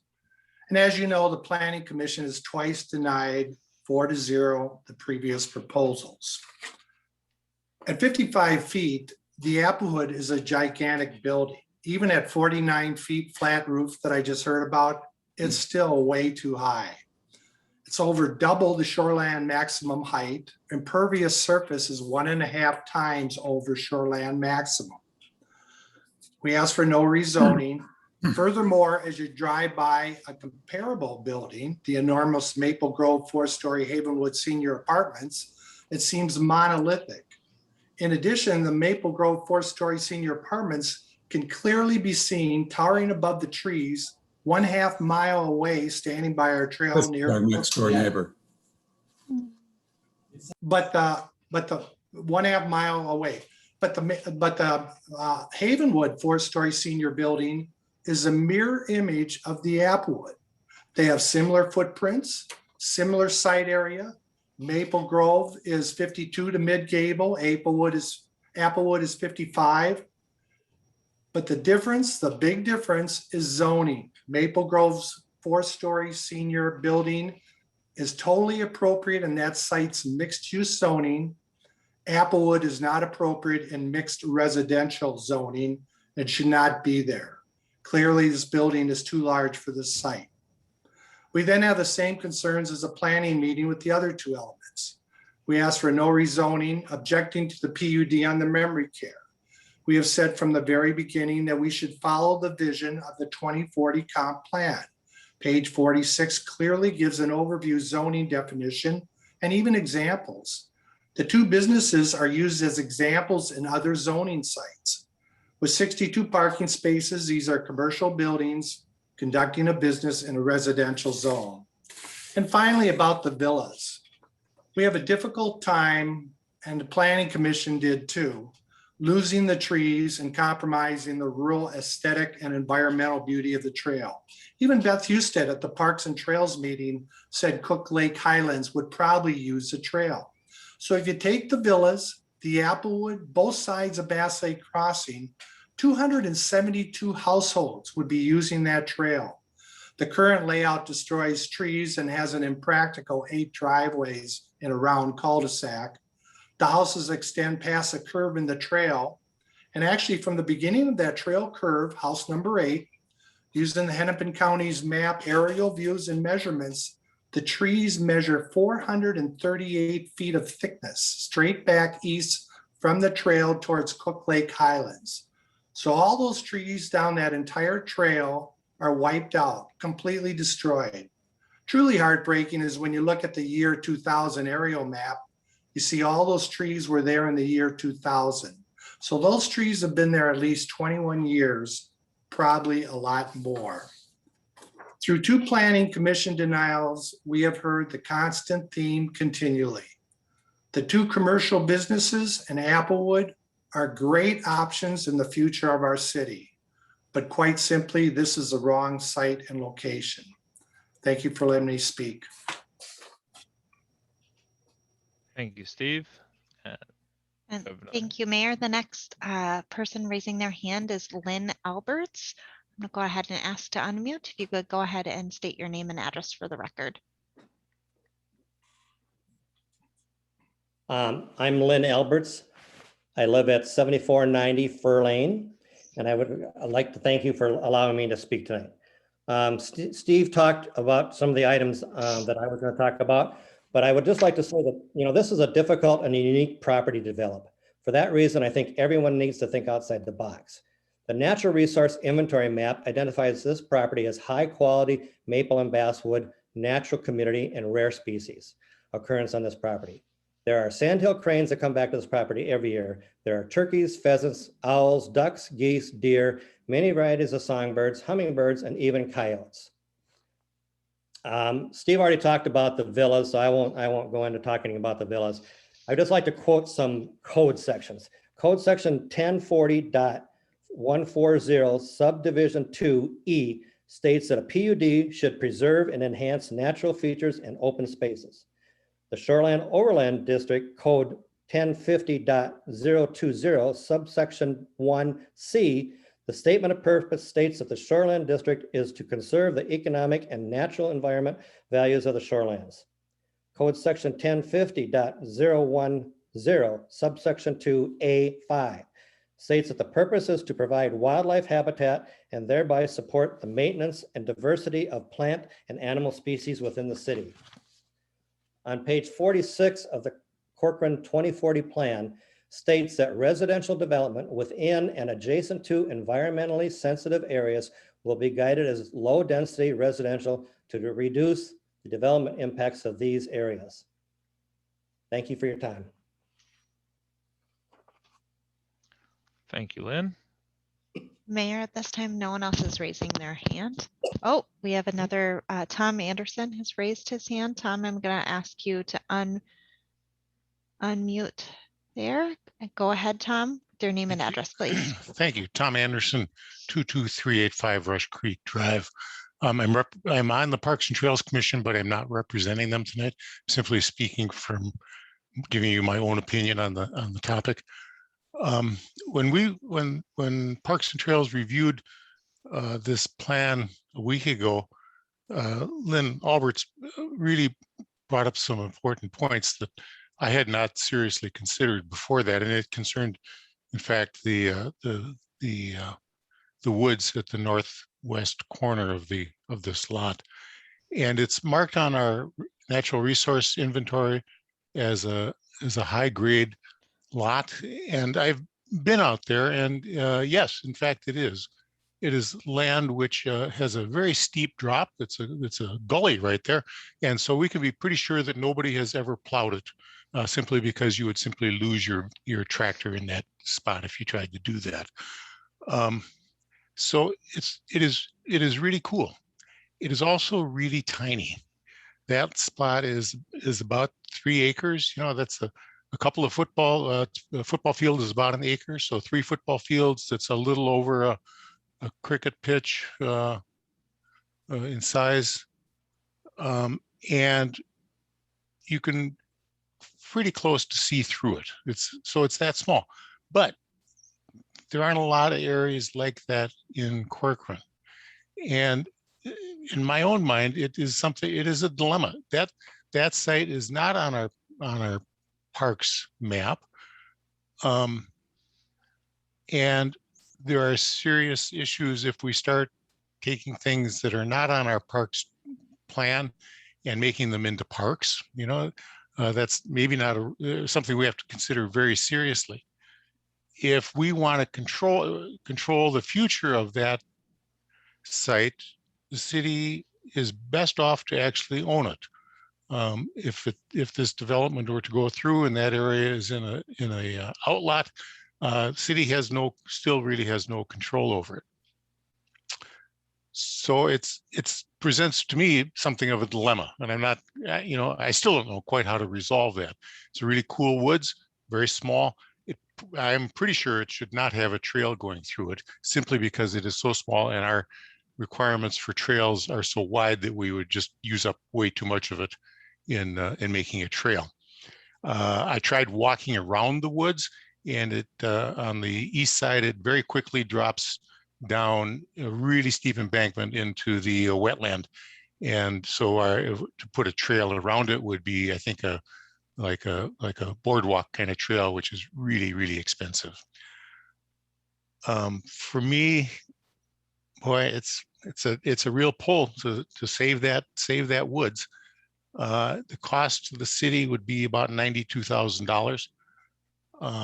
And I wouldn't want to speak for the other Parks and Trails members, but we have a major renovation at City Park, which has grown in size, and we are very aware of the fact that Parks and Trails needs to pay its own way. That rebuilding of the park has to come from park dedication funds, and our park dedication funds so far are rather small. So that $92,000 just seemed better spent on refurbishing City Park than on saving that particular piece of woods.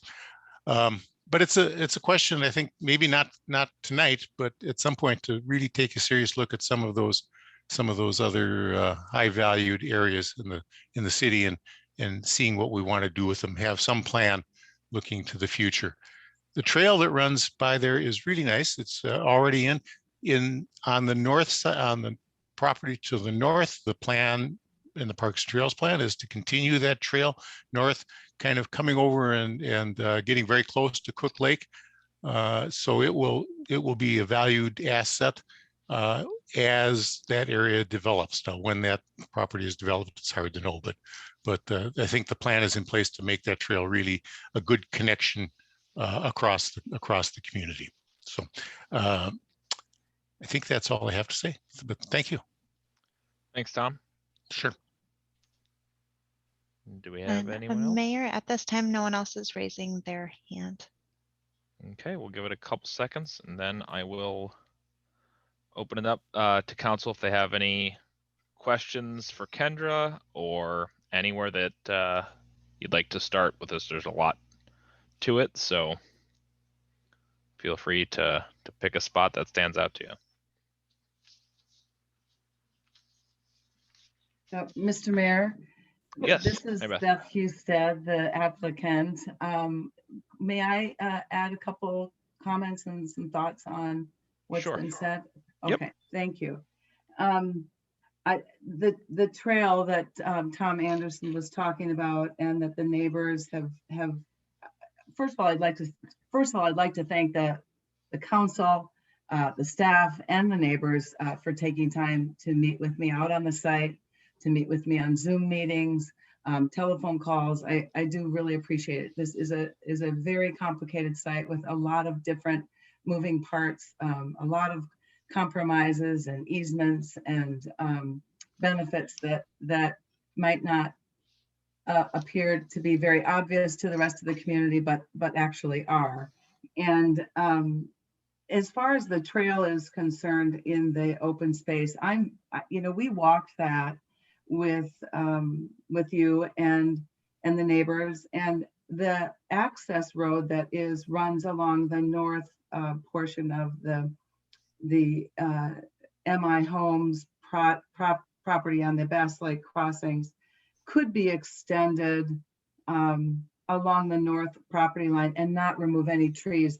I believe the city or somebody removed trees already for the utilities that are in there, and the easement that was granted for the utilities to get to the lift station and get to the MI, the Bass Lake Crossings project. So we could extend that out where we walked and just put a bench out there at the point, and people could enjoy it and they could walk back. And I think that then we wouldn't be putting a trail through the woods and removing any of those woods. So that would address that issue. And then I did want to talk a little bit about the elevation of Bass Lake Road and how it relates to our design and the site itself and the buildings. Bass Lake Road is its high point is at near Fur Lane, and then it drops down, and the low point of Bass Lake Road is actually at the intersection of Bass Lake and Brockton Lane. At the high point in front of the memory care, Bass Lake Road is about 10 to 11 feet higher than the first floor of the Applewood. So the memory care sits at 992, an elevation of 992, and the Bass Lake Road is at 993, and 11 feet below 993 or 10 feet below 993 is the first floor of the Applewood. So Bass Lake Road actually sits up higher than the first floor of the Applewood. And it is, I have verified, it is a 1.5 football fields from the building. The Applewood building is 1.5 football fields from Bass Lake Road. And the Applewood building is also, and I verified this with the engineers, 2.5 plus football fields from the back property line of the Bass Lake Crossings lots. So we did verify that. There had been some question when we were out there, and I think some of the neighbors thought it might not be that. In fact, they thought it might be half of that. So it is a longer distance than, and it is a fairly, you know, a long distance. So I just wanted to clarify a couple of those items. And if there's any questions about anything else, I'm here to answer. Thanks. Thank you, Beth. So yeah, I will open it up for questions for Kendra or Beth, if anyone has any to start with.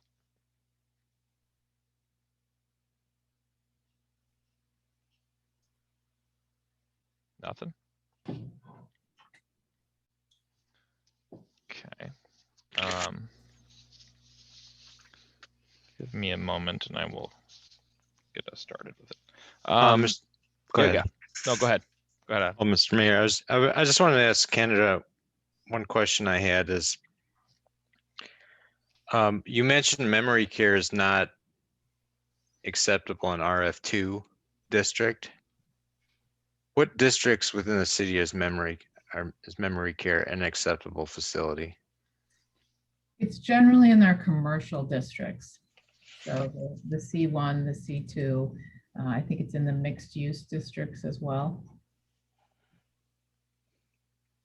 Okay. And then if I may, I have another question. And maybe Kevin would have to talk to this on the line, but can you talk to what the purpose of the booster station in this location is, and who does the booster station benefit? Sure, Mayor and Council. The booster station is related to the water supply for the city. And the location that is proposed is right near where we actually take water or purchase water from Maple Grove. So it benefits the city and the residents that are on the water supply system right now in Southeast Corcoran. And it would basically, at a time when it's needed, it would work concurrently with a future water tower to provide pressures that we'd want to see at a later date. So we would just basically take the lot, set up the infrastructure in preparation for a future project when it's warranted and the demand for the pressures is warranted. Okay, so it would benefit the greater city and this development as well. Yep. Yes. In the long-term range, and that really depends on how fast we develop when that would come. Yep. Okay, so this development is not dependent upon that booster station in any way, shape, or form. Not like day one. Okay. Not day one, but they would be part of our system, and so the ultimate system they would benefit in the long range. Okay, perfect. I think that's the only questions I had at this point, Mr. Mayor. Thank you. Okay. Tom, Yeah. can I have a clarification to Alan's question? So Kevin, how relevant is this lift station once we have our own water supply or our well? Like, I know the Maple Grove would be our backup supply. How relevant would this lift station be to the greater city once we have our plans in place? Well, keep in mind that that this area, southeast Corcoran, is served by Maple Grove right now, and northeast Corcoran is Bellwether served by Maple Grove, and the water supply that we've been talking about really only covers northeast Corcoran. So this booster station will serve southeast Corcoran for 20, 25, 30 years. Beyond that, we don't know. I guess it's a little too far to project. We might have our own treatment plant in southeast. We don't know what the world looks like, but it's definitely important for southeast Corcoran for the next 25, 30 years. Thanks. I was just trying to get that on record. Thanks.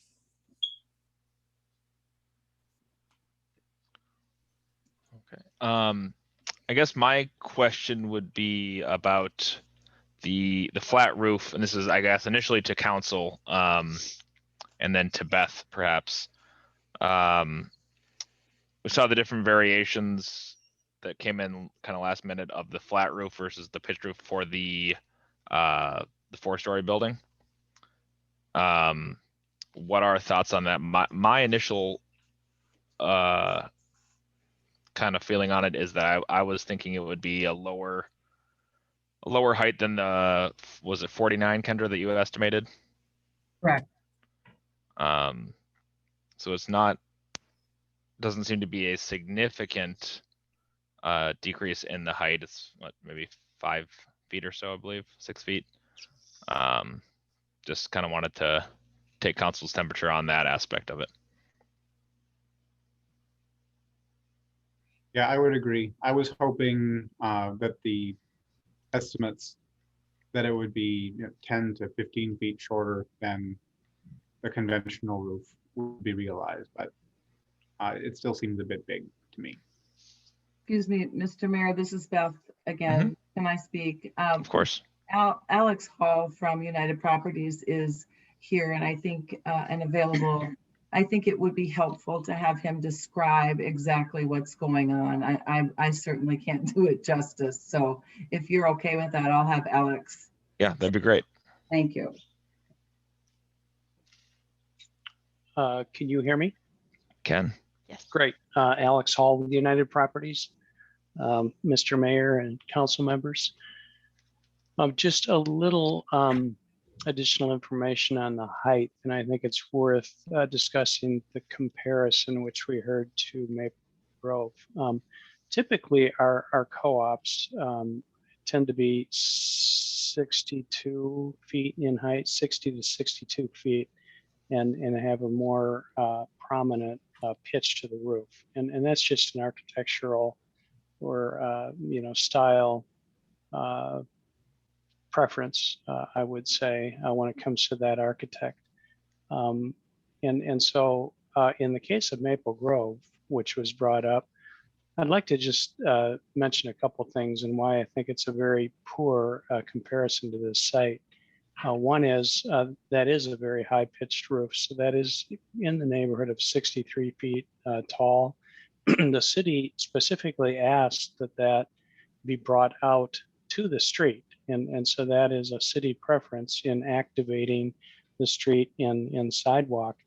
And so when you compare that to this, where this is sitting tucked back, at least a football field away from Bass Lake Road, and the fact that as you look north, really the building sits approximately 1 story below the 2 uses, the daycare and the memory care, out on Bass Lake Road, which are essentially 2-story buildings to start with. And so maybe what you see beyond that, if anything, is the top story of the co-op.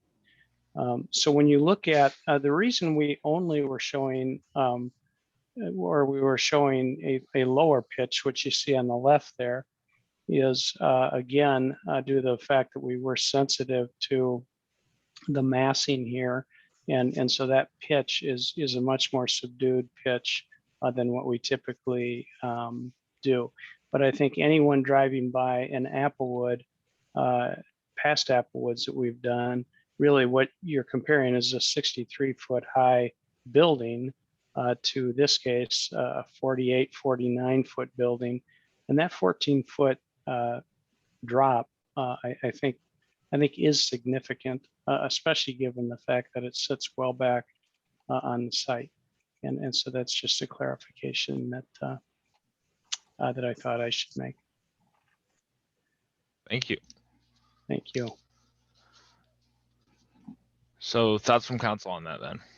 I know I kind of said where I do appreciate that it is somewhat the elevation is lower there than it is on Bass Lake Road, but that height is still a bit concerning to me.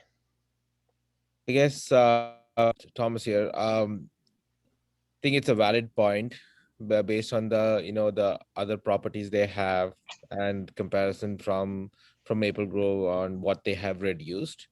But what I can't get past is where we have to go, right? What is our standards for that area and what our maximum height would have been, and where we have to get to as an variance or an exception for this to work, then give credit that they had to come down to 55 or 49, right? So while I admit that it is an accommodation from their part, I am reviewing this from the point of where I have to go versus not consider where they came down. So I still think that this is a floor too large. And I don't know if that means anything with respect to guidance. Alex or Beth, you guys can chime in to say, will this project work if you had a floor less from a height standpoint? Like what does, or is it a no-go, right? So I just want to know, because as I'm voting on this, I want to know, are there options for you to come with a lower product, with respect to height on this one? Councilor Thomas, I appreciate your thoughts on this. This is something that we have addressed and talked with other the neighbors about and other council members about.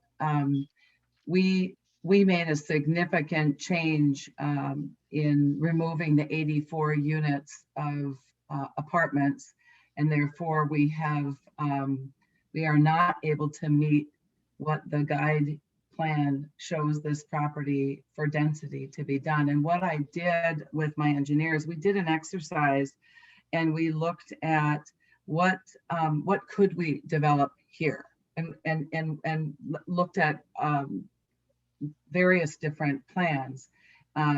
If I were to do all single family on this site, we would still have an impervious issue. We would have a density issue, and we would probably not have a height issue unless that 2 stories were 3 stories, right? Homes with a walkout, which does get above, potentially gets above that 25 feet. If we were to do it as it was guided, which would mean all townhouses, we would have an impervious problem. We would have a height problem because, as I showed the Planning Commission in one of our meetings, the 3-story townhomes by MI Homes are 35 feet tall. So we have a height issue, and we would definitely not be able to meet the density. We would be able to fit 126 units on the site, and we would have a mass amount of grading and tree loss and retaining walls. So we have just felt that this is, it is a difficult site, as we've said, and everybody keeps saying that, but this is a very thoughtful plan. And a lot of thought has gone into the busy road of County Road 10 is only going to get busier as development increases further in west in Corcoran. And we feel that the childcare, as I've said to you before, that is a great service to the rooftops in this community. And the memory care is just that. It is a memory care. It is 32 rooms that do not constitute technically, units because they don't have kitchens in them. So we're hoping that, we would even maybe be able to use those units if Met Council would agree that, that maybe the 32 units could possibly count. So we actually could meet the density. But right now, this site cannot be developed the way it is guided with also the overland shoreline, the shoreland overlay district applied to it strictly. So that's why we're asking for some of the, along with the benefits that we are providing and have provided as far as easements throughout on all sides of the property, we do feel we have really thoughtfully designed this, both for, for the site itself and for the community and the mix of housing types, which is something that mixed residential is trying to accomplish, from what I understand. So I hope that helps a little bit. Thank you. It does. And I know you have been absolutely forthcoming in discussions. We've met on the site. I know you've been trying to reach out for further clarification. So absolutely, I don't think there is a lack of communication, at least from your end, to kind of explain what the purpose of the project is. Maybe that brings up a separate question for me, and I'm open to either Alan, John, or maybe Kendra stepping in and kind of give me some context, right? So you bring out a point that the way this is zoned today, this can't be developed to meet the density, right? Without giving additional variances, either with surface area or with height, I mean, one way or the other. It's not based on our code and the zone, it's just not zoned right then. So maybe this is a question to Kendra. Kendra, is that right? And what was the thought behind the zoning that was like with the mixed residential and the density requirements? How was this set to the zone? Well, zoning is based on the land use plan that's adopted as part of the comprehensive plan. And the 2040 update was intended to be simply that, an update to the 2040 plan that was adopted. And so when that 2030 plan was originally adopted, this property was mixed residential, as well as the Bass Lake Crossing and Bass Lake Crossing South properties were guided mixed residential. When we did the 2040 comp plan update, the council said at the time, we're really not going to change things. We're going to try to just focus on a few areas where we want changes. So to be honest, we didn't revisit it again in the 2040 comp plan update. We wanted it to remain the same. And as I've said, it's not unusual to have shoreland variances, not only in Corcoran, but frankly, in almost every city I work in. So I don't think that alone would have been a story to say you can't have this as mixed residential. It's all about balancing the demands of the shoreland ordinance with the city's goals for density and development. So I don't know that I think it's necessarily wrong, but it certainly do need flexibility. I would say that you would need flexibility likely for a single family residential development as well. That's what I was trying to get to, is like, even if we had to do single family, this would always request a variance or an exception. It wouldn't be by right. Like for it to go through. Okay. Mr. Mayor? Yeah. Kendra, can you please talk about the shoreline impervious surface requirement that the applicant talked about? Help me understand that.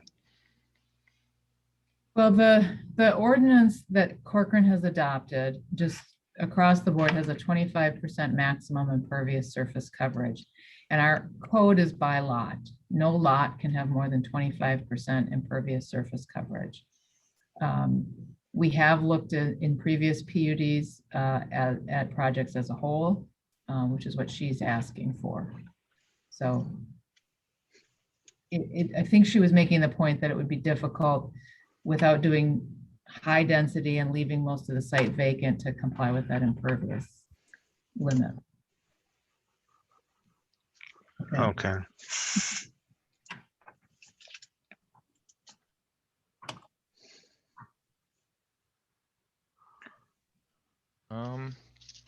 Mayor? Yeah. I have a question for the applicant. Go ahead. Beth, could you please speak to your current vision for how you would berm the western side of the parcel and what kind of landscaping you would put in to shelter the existing neighborhood from those larger buildings? Yes, you know, we walked the site with the neighbors yesterday, and you know, to be honest with you, Councilor Nichols, that stake that you and I were standing at and getting confused as to the distance, that stake had been moved. Somebody had put it there. It wasn't in the correct location. So that is, we were feeling like that distance wasn't correct, and it wasn't. So what I did is I spoke with my engineer about berming, and what we said is that we realize there's not room to berm. Now, just to give everybody else on the council an idea of what we're talking about, on the west property line, between the MI homes and our property line, there's actually a trail that was installed by MI Homes, and we gave them an easement to encroach into our property in order to get around the wetland. And so we have had to adjust our cul-de-sac and make some adjustments for that. But the neighbors were asking to have a berm. There's an elevation change, and it's about 5 feet.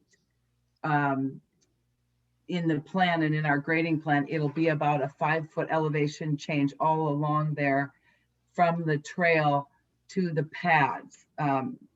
And I just studied the grading plan today and looked at that, and that's where it's about 5 to 8 feet of elevation change along the trail. And we're willing to, you know, if the neighbors, if that's a really important thing, you know, we're willing to add a couple feet to those pads so that it does raise them up, and that there is a little bit more of an elevation change if that is what they want. But we're also willing to do some plantings. There are no trees there on let's see, 1, 2, 3, 4, 5, 6 or 7 lots from 74th or Fur Lane, along Fur Lane. Those first 6 lots don't have any trees behind them either.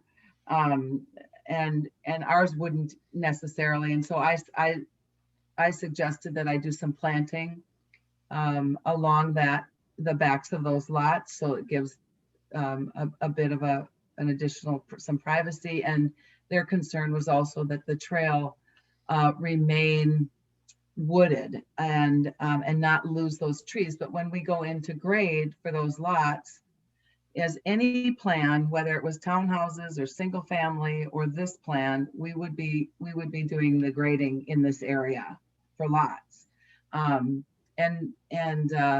So I think, and also to note that there is a lot of buckthorn in this area, and buckthorn is an invasive species. And we talked about that. I feel like I'm repeating myself, but you all didn't hear that conversation. And the University of Minnesota has a program where they're trying to help landowners to remove buckthorn because it's such a serious invasive species. So there is a lot of that, and it appears it does give a nice coverage, as the neighbors had said. But so I said I was just willing to do some rear lot landscaping along the trail there, so that we had some new and healthy trees that would remain, or would help the feel. And then I also asked them if they would be willing to plant some trees on their side too along the trail, and they said that they would do that when they could. So if I heard right, there won't be a berm so much as there will be an elevation change. So there'll be correct. A hill going up from the trail 5 to 8 feet, and then there'll be homes on top of that. And there would be trees planted in the rear yards of the homes to give some additional screening between the new homes and the trail. Correct. Thank you. Do you have anything that would show a sight line from the rear yards of those homes on Fur Lane, and how much of the applewood would be visible? Yeah, that I don't have that, but when we were out there, then I believe the neighbors felt that it was 450 feet and that it was much closer. The applewood would be much closer than it actually is. It's actually 830 feet from the back of their property line to the Applewood building itself. Go ahead. Sorry, I just want clarification on Jeremy's question. Okay. Is that okay, Mr. Mayor? Yeah, of course. Jeremy, are you asking for a rendering? Like we have the rendering in here, such as from the street.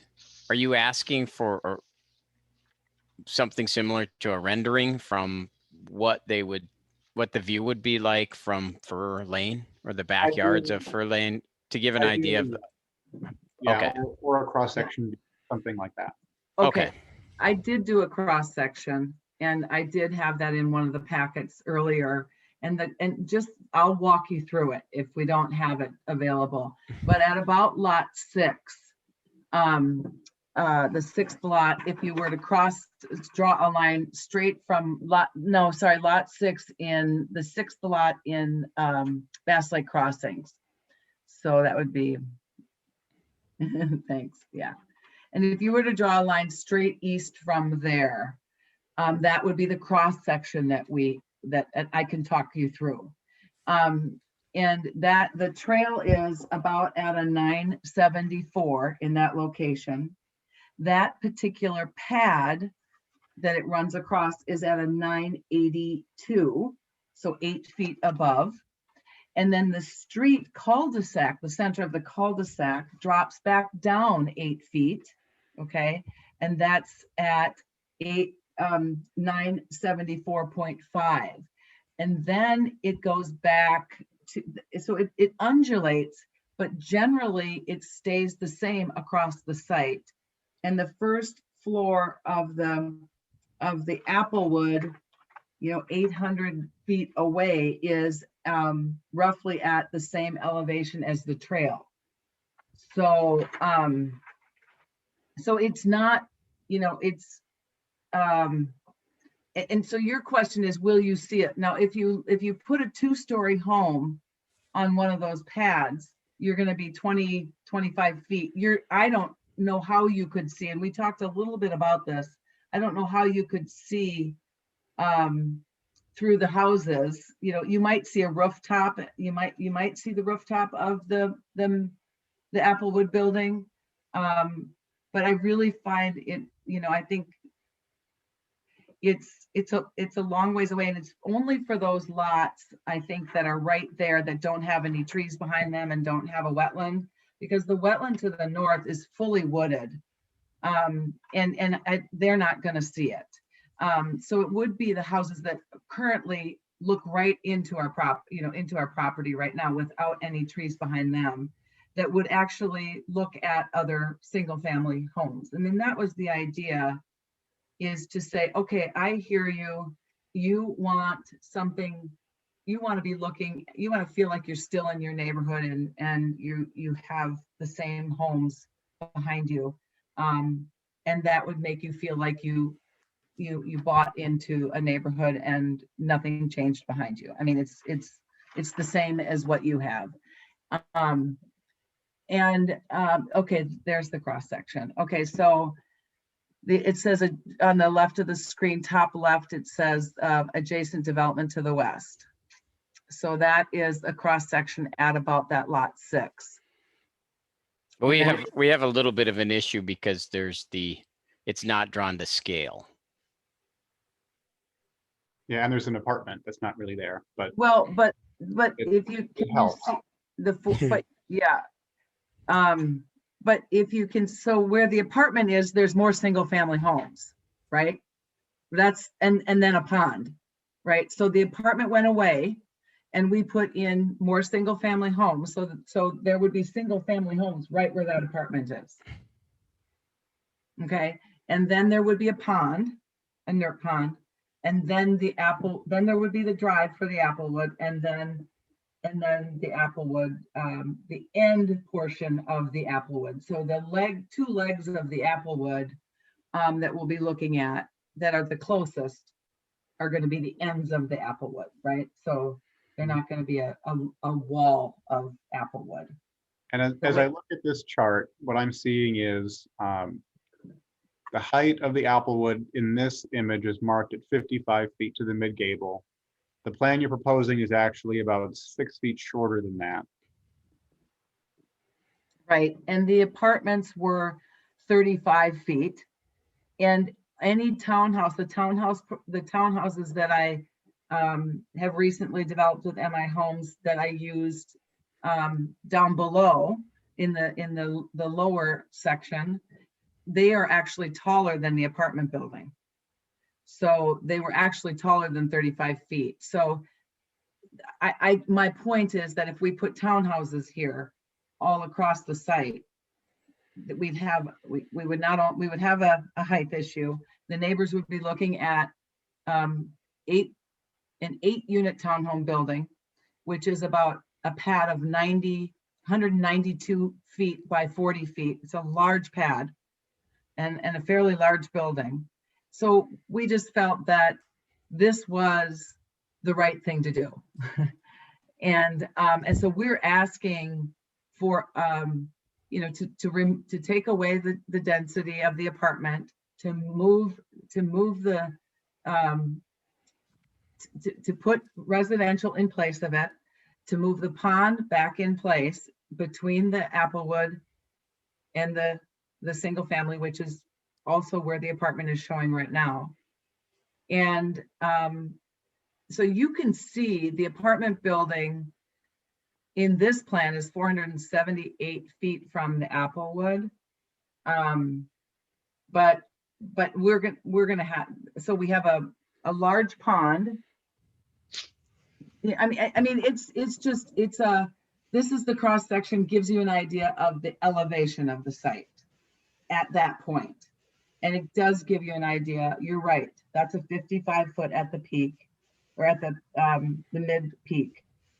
And what Applewood is proposing is 48 to 49 feet. So they're dropping it.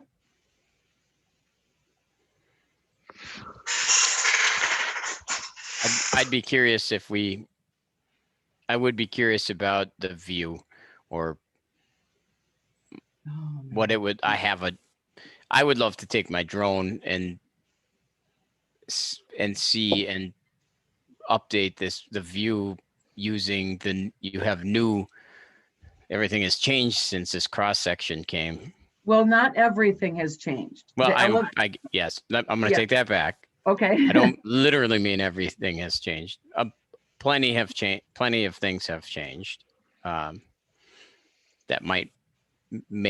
makes this cross section a little not as accurate, I guess. Well, if we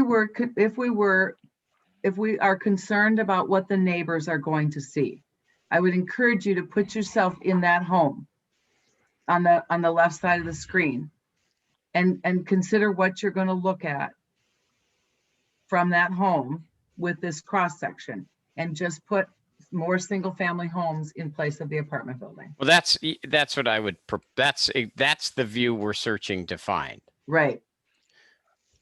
I would also like to see what an elevation looks like from the north, looking across Cook Lake at this Applewood.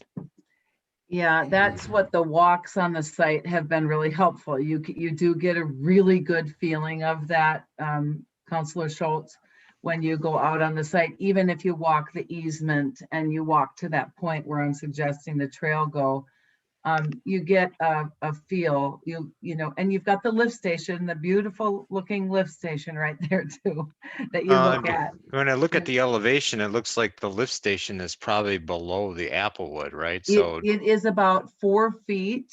It's actually, we tie in the fire lane right there on the north property line actually ties in to the existing grade on the lift station property. So we tie right into that. We actually dropped the pad a little bit for the Applewood so that we could meet, because we've got a road and an easement to the east, and we've got a lift station to the north, and we're trying to work with they've got a road already built there, a temporary road. And so, and there's pipes, there are Met Council infrastructure pipes, and there Sure. are the city of Corcoran pipes already in place that we have to work with those elevations too. Right. So- No, well, I guess what I'm getting at is I can see your point that some of the view of Applewood would be mitigated by the addition of 2 rows of homes to the west. But there's a large portion of land to the north of this site that will be developed in the future. And I'm wondering, what are they going to be looking at Right. in the future? They're going to mostly be looking at a 4-story building sitting across this lake. They're not even going to be seeing the homes per se. Well, right now, I think if you stand out on that site, it is to the northwest of the Applewood. So there is a stand of trees, that open space, that treed area does come into play, and does serve as a buffer, right? The open space. I mean, the point. So it does buffer the property to the north. The property to the north, also, you know, it generally faces east-west, the site. And there will be some, depending on how it's laid out, but it really looks across Cook Lake to the east. Wait, it's helpful to know that the property directly to the north is the Rush Creek Golf Course. Yeah. Once you No. get past Well, I'm talking about the one to the west of the lake that's north of this property. Yeah, northwest. Yeah, right. There's Oh, an okay. open field up there that at some point, I'm sure those people will want to develop too. And I mean, they'll be looking over an overlay district I hear you. that's Yep. supposed to have a 25-foot roof line on it, and now it has a 59-foot roof line sitting Right. on top on a hill. Right. And here's the other question that you ask yourself. So if we were to develop it as all townhouses at 35 feet high, because it's allowed to have townhouses, we would still have a height issue. And you would see, when you drive in, you would see a sea of townhouses. So, I mean, it's 8-foot pads of townhouses. So it's not, it's really, it's a use issue. It's a design issue. I actually believe that this is probably the best way to develop this site and get as close as you can. You know, we were with the apartment building, we were within the guide plan as far as density, right? And honestly, we felt that was a critical, based on the neighbors' comments and planning commission's comments about grading and tree loss and all of that, we really made the adjustment really thoughtfully to try to accomplish as much and address as much as we could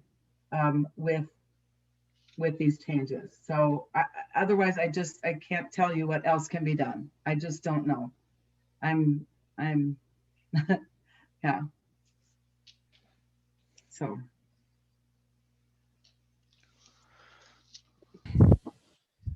I think that's a good point though, Alan, that is a big change in what was expected, I guess, height wise there, for that future property to the north. If you're expecting 20, and I get that to your point, Beth, that there likely would be a change regardless. It's just a matter of what degree of change. If you're looking at townhomes, that might be a slight, slight flexibility from what the height standards are there versus this building. It's right, and there likely would be many more retaining walls, and there would definitely be probably more tree loss. And you know, the people that live to the north have had every right to, you know, to contact me or to contact you and say we don't want this. And if they do develop, and when they do develop, this will be this building or this site will be developed, and there won't be, you know, they will make that choice, right, to to move there and to live there. And they like, it's a beautiful, I mean, it's a beautiful open space.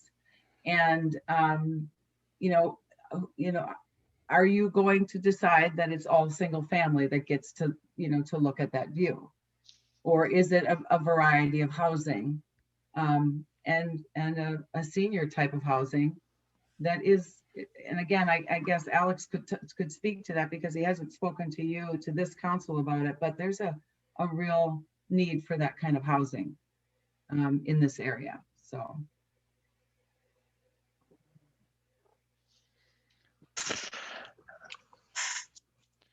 I don't think it's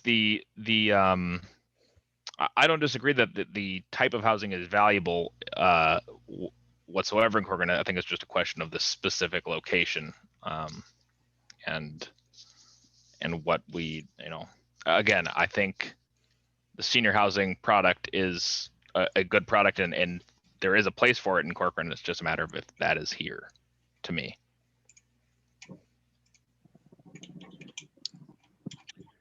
Alex, I'm wondering if you'd be willing to speak to that. Well, Mr. Mayor, I don't even know if it matters what who they're serving. You know, what if we had no senior living or every other housing development was senior living? I don't know if it matters who's living in there for this case, or whether there's a need or not. I guess it's up to the rest of the council, but I don't think we need to differentiate who is going to live there. But that's right, entirely up to the council, not me, but I don't want to get into that. Yeah, fair enough. Makes sense.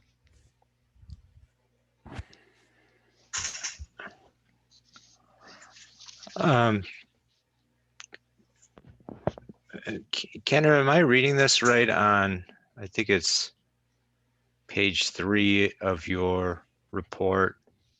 In the top paragraph, there's a sentence that says, it is possible for the developer to meet the current mixed use land use density requirement of 8 to 10 units per acre. However, it would require the removal of memory care facility and daycare for housing units such as townhomes. Is that correct?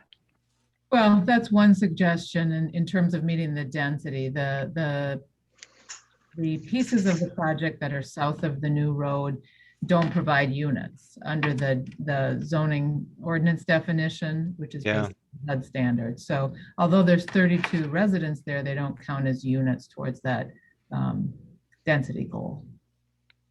And that's factoring in outlot C in that number. That's how that's working. It was not. It was based on just the net land area, which is gross acreage minus wetlands and floodplain.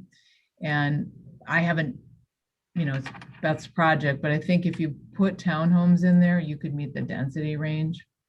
I think she's looked at it and feels skeptical, but I think if you did put townhomes in there, you could meet the density. Okay. Thank you.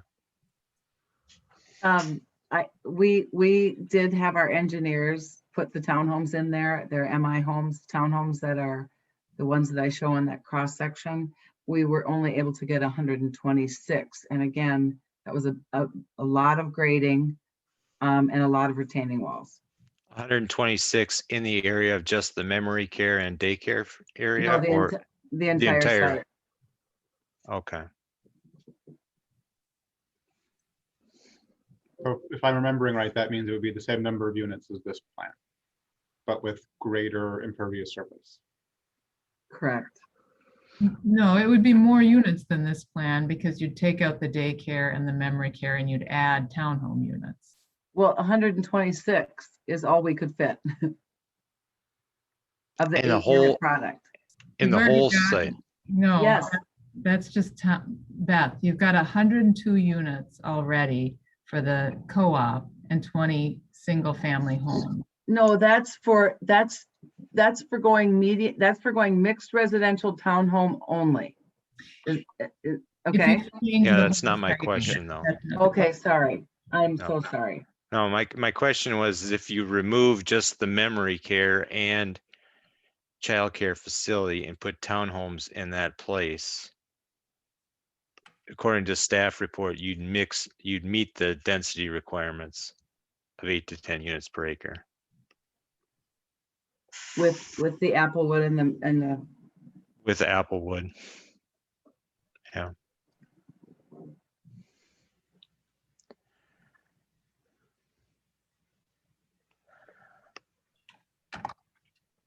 I personally don't know that I have any more questions to be asked. I thank the applicant for information she's provided in staff, but I'm ready to move forward with the motion. Okay. Yeah, and I would like to thank everyone as well. This has been a long process, and I certainly appreciate everyone's effort with just the whole way along. Alan, if you want to take a crack at a motion. Yeah, I'll make a motion to deny as recommended. Do we have a second? Second, Thomas. Okay, roll call vote. McKee, aye. Bottoма? Aye. Nichols? Aye. Schultz? Aye. Thomas? oh my God. Aye. Okay. Thank you, guys. All right, 1 second here. I will get to my misplaced notes. Okay. Then 8D, a PUD sketch plan for refuge at Rush Creek. Thank you, Mr. Mayor. Jess will pull up my slideshow. This is a sketch plan, so it's an opportunity for the applicant to get feedback on a concept prior to moving forward with a formal development application. So tonight's comments are advisory and non-binding, but are really important for the applicant to decide whether to pursue the application. There we go. Next slide. The site will look familiar because you reviewed it at your last meeting for easement vacation. And it is the site right now, it's guided rural residential, and it's just south of County Road 116, just west of Kane Road. It's a 67-acre parcel that is currently vacant. Next slide. Again, it's sort of on the north side there, if you see the red arrow, there is a creek on the south side of the property and wetlands scattered throughout. Next slide. This is the concept plan submitted by the applicant. The northwest corner, and we'll zoom in on that later, is the area where the development would occur, a 9-lot OS&P development. And the middle portion would remain as conservation easement, 47 acres that would be in the wetland bank. And then 12 acres in the southeast corner that would not be in the conservation easement and would be available potentially for future development. They would preserve some of the development rights that they potentially have on the site for use in that corner. That could only be developed if the property to the east were to develop and provide a road connection. I would note that when that house to the east was developed, there was a condition of approval that a road easement be provided as part of any future subdivision. Next slide. It is as I said, a 62, almost 63-acre site. About 47 acres would be in a wetland bank, which would be permanent conservation, 12 acres for future development, and the northwest 3.7 acres for homes. The concept shows 9 lots in the northeast corner of the site. This graphic had a typo that I copied into the staff report regarding lot size, but the minimum lot size is actually 5,000 square feet as proposed, not 1,200. But small lots, 5,000 square foot lots that would comply with the minimum setbacks according to the applicant. Next slide. The homes are intended to work with the natural grades, meaning they would be tuck under and slab on grade homes primarily. They wouldn't be trying to overgrade the land to provide walkouts. The concept is a modern prairie style, but the applicants indicated they haven't done any actual architectural design yet. The homes would be on the smaller side from what we see for new home development, 1,000 to 3,000 square foot homes. But that top end's still bigger than my house. So it's, I think, normal sized homes with 2 to 4 bedrooms. Association maintenance by the HOA of the shared septic system, the landscaping, and the private drive that's proposed. The applicant indicates that the lots would, as I mentioned, comply with the OS&P setbacks of 100 feet from County Road 117, 25 feet from the private drive, 25-foot rear setback, and 10-foot side yard setback. Next slide. The OS&P plat standards, we talked a little bit about in our work session, but requires preservation of 50% of the land area as open space in a conservation easement. And of that, 50% must be upland. So 47 acres exceeds that 50%. Currently, it is more than 50% upland of that preservation area. But I would note that over time, that upland area will shrink. It's a wetland bank area, so more and more of that will become wet. One of the reasons for bringing the sketch forward is to get council feedback on that concept. Is that okay if that upland area shrinks over time as part of the wetland bank? The second reason for the PUD concept is that it is proposing a shared septic system. As I noted in the staff report, that's been an option in the OS&P plat since inception, but this would be the first shared septic in the city of Corcoran.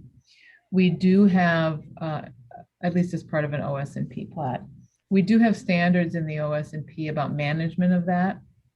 Well-managed community septic systems can function effectively.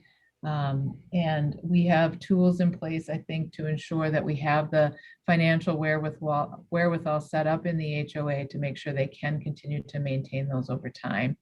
And then plan for, should there be a failure and an inability to correct, a way to connect to the public system. At this point, we have limited detail. I did share some information about the vision of the development in the packet, but to ensure that the OS&P standards are met, we don't quite have enough information at this time, but would get that in the next step of the process if the applicant did move forward. Next slide. The private drive, as shown, appears to meet city standards, but it would need to be detailed to ensure compliance. Because these are somewhat smaller lots, they have more urban type driveways, and the applicant has shown some guest stalls on that private drive to ensure adequate parking, because on-street parking wouldn't be permitted on a private drive. It's too narrow to allow public safety vehicles to pass. A new access off County Road 117 is being proposed, and part of the reason for the 9 lots is a county policy that requires turn lanes at 10 lots, which just wouldn't be feasible in this case. So they're proposing a 9-lot subdivision, and Hennepin County has indicated that they would not require turn lanes as part of that project. Interesting concept would also include native prairie planting. So it would be less area for Kentucky bluegrass lawns and more native prairie, both in the common areas as well as encroaching into the lots themselves. The shoreline and floodplain areas on the south would be protected by the wetland conservation easement. And the applicant is currently showing a private walking trail on the north side of the site for the use of the residents. There is a long-term plan in the Parks Plan for a trail that runs south of this property. Parks Commission reviewed this previously and indicated that the trail would be on the south side of the creek. So accessing that future trail could be difficult long-term. So an on-road trail on 117 would be provided, and then an internal private walking trail. Next slide. The OS&P objectives were listed in your packet. So thinking about this project and how it helps meet those goals would be helpful in making feedback commentary. Next slide. This is just a different view. This is looking from the north, a bird's eye view into the site. That blue area is a treatment pond, and the septic is between that pond and County Road 117. Next slide. So again, the applicant has asked for feedback on this concept. A couple of the key items again are the lot size, the shared septic, and the open space moving over time to reduce the amount of upland in that open space.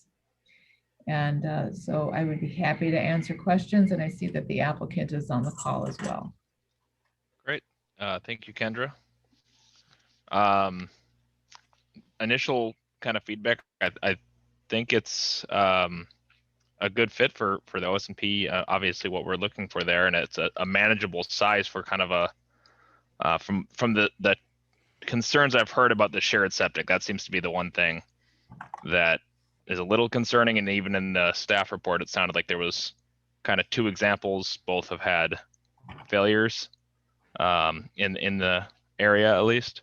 But other than that, if that's something that we think is a workable situation, then I don't have too much in terms of critiquing. I think it's a good project to go forward with.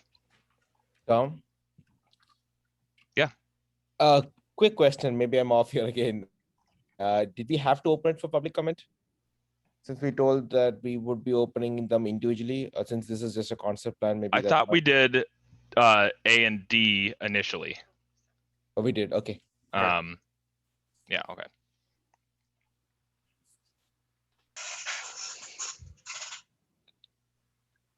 I think that, Mr. Mayor. Yeah, go ahead. My property is right next to this property. I should just disclose that. I like the project. I liked the project before my property was next to it too. So gotcha. Historically, I've supported this. Sounds good. Same here. I like the concept. I think this is what we're striving to do. I think we spend an hour talking about ways to preserve land while still giving options for development. So devil's always in the details. So I definitely wanted to understand meeting the guidelines. And also, I think one of the comments that was that we were asked to give was about the wetland bank and the upland shrinking over time. Maybe the pace of that happening is something that I would maybe look into a little bit, but at this point in time, these kind of projects, I would definitely encourage. I have a question. I support this concept as well. I feel like this is a positive kind of development for us to have in the city. My question though is related to that change in how much of the site is upland over time. Is that predictable? Is that something that can be forecasted? Do we know how much of it is going to end up being wetland long-term? Councilmember Nichols, I don't know that information. The applicant or Public Works Director Mattson may have a better sense of that in that wetland bank. Either one of you want to chime in on that? You're more than welcome to. This is Kevin. I can't speak for the actual numbers, but I would have a sense that they know roughly what the wetland would be and the buffer would be in that area. Like again, the Bowser and the Army Corps look at that pretty heavily and extensively. So I would think that they have a pretty good guess on where it might be. But I wouldn't be able to tell you what those were, tonight. But I think we could lay that out if that was important. And please, Chris, correct me if I'm wrong.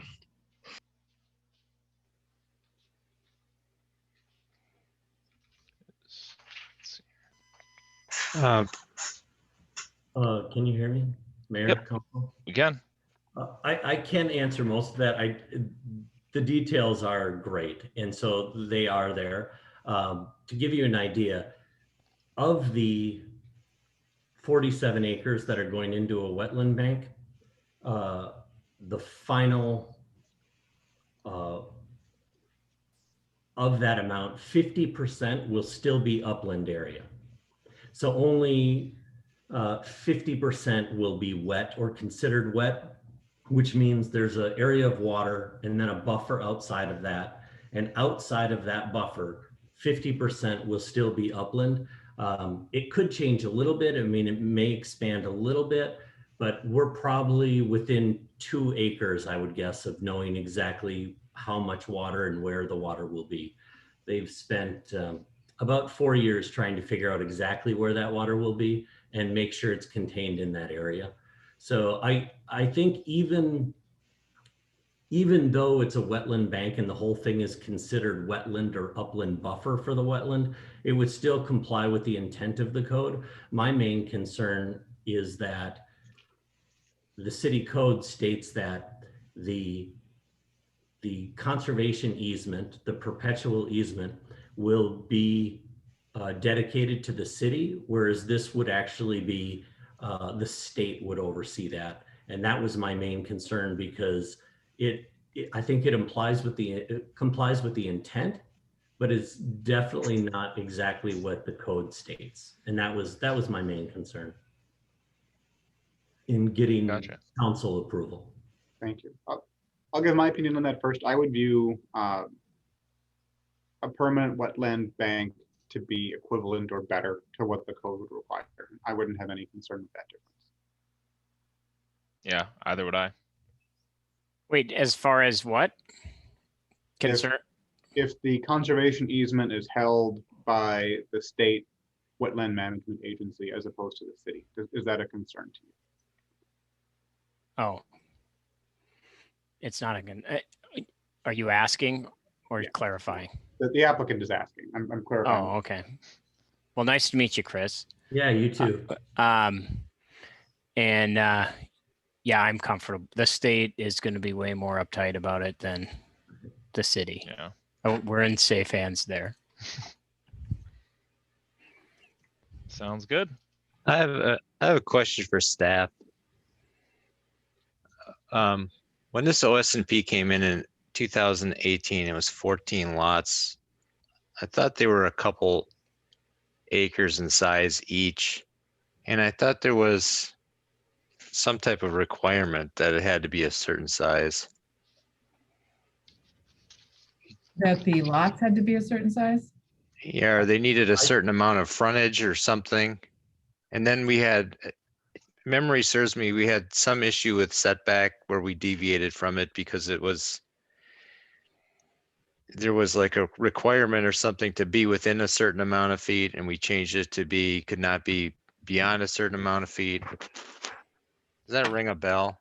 Yes, and you are correctly remembering that. After this project came in, we did modify the open space and preservation plat to eliminate a couple of those conflicts. We kept the lot size the same, and what the OS&P plat says is you have a maximum lot size, and in the rural residential area, the maximum lot size is 4 acres, but there's no minimum lot size. I think also we ran into a driveway length discussion too, because there was wanting to be a little longer driveway, but that would have made the properties closer to the neighbor's property line, I think was another issue. Okay. I understand what the applicant is trying to do here in putting some homes on what remains of this parcel. And it's probably the best use of the land. For me though, if I was just driving down 117 and I saw it, it would look like a detached townhome community or some type of development in the middle of a field yet to be developed versus the concept I think we're trying to go for here. So to me, it gets a little bit away from the rural feel when you've got 9 homes sitting that close together in a condensed area. So personally, I kind of like the original OS&P that was presented in 2018 better.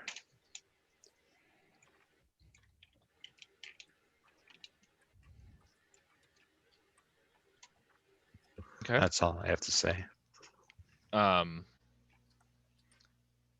And yeah, I appreciate you and John have probably the most knowledge on what the situation was in 2018 with the code there. Is that valuable feedback, to you, Chris? Yeah, no, I appreciate it. My main concern was the just the wetland amount and what was allowed in the open space. And as far as the concern about all of the homes on the north end of the property where it's closest to the road, I think any cluster development, which is actually what the code calls for, is going to require most of those homes be on the road because you just can't afford to build a half a mile on a road for 9 homes. So as far as the cluster development goes and the way that it's written into the code, I think it would be very difficult to do anything other than that. Our goal will be to make sure we have enough planting up front, and we'll also have that large mound for the shared septic, which will also be a berm. And there'll only be one house that's truly visible from the road at elevation. Once you get past the first house, it drops down.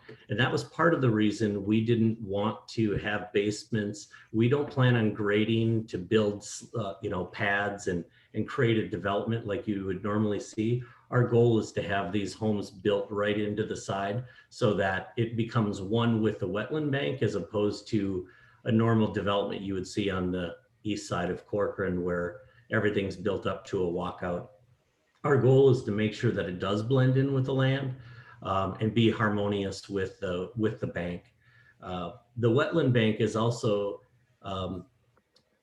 it's probably not the correct name for what it is because of the diversity of plants that are required by the state. We have to do monitoring, make sure that all the diversity of all the different plants are coming out. It's really more of a lot of the upland area, which 50% of the land will be native grasses, flowering grasses. They flower from, all through the year. A lot of black-eyed Susan. It will not be pretty for probably the first 2 years until those grasses take hold. But by year 5, it'll be beautiful. So I think that once the project is fully developed, I think everybody will appreciate it and it will be something that other people try and create in Corcoran. So I think it'll be a nice project. Thank you for mentioning about the elevation. If you do bring plans back for preliminary approval, I'd suggest you make sure you have like several elevations from 117 to show that so we can get a good idea of that and get some comfort level. Sure. I appreciate your comment about the costs associated with building a private road for a small number of homes. If memory serves me right, we actually deviated from our original standard and did away with curb and gutter on the road on that. So the city is willing to make concessions for builders to develop OS&Ps in that regard with private roads, or public roads. But thank you for pointing that out. Yeah. All righty. Well, Thank thank you. you, Chris, and look forward to seeing something in the future on it. Appreciate it. Thank you. Have a good night. Thank you. Good night. All right. So we're at about what, 10 o'clock here, a little after 10. Do we want to try to power straight through or take a 5-minute break? If anyone has I run to the restroom, grab water. I go 5 minutes. 5 minutes? Okay. Reconvene at 10:10. Does that sound appropriate? 10:10. Let's do it. 4-minute break. All right. All right. Thank you. Yep.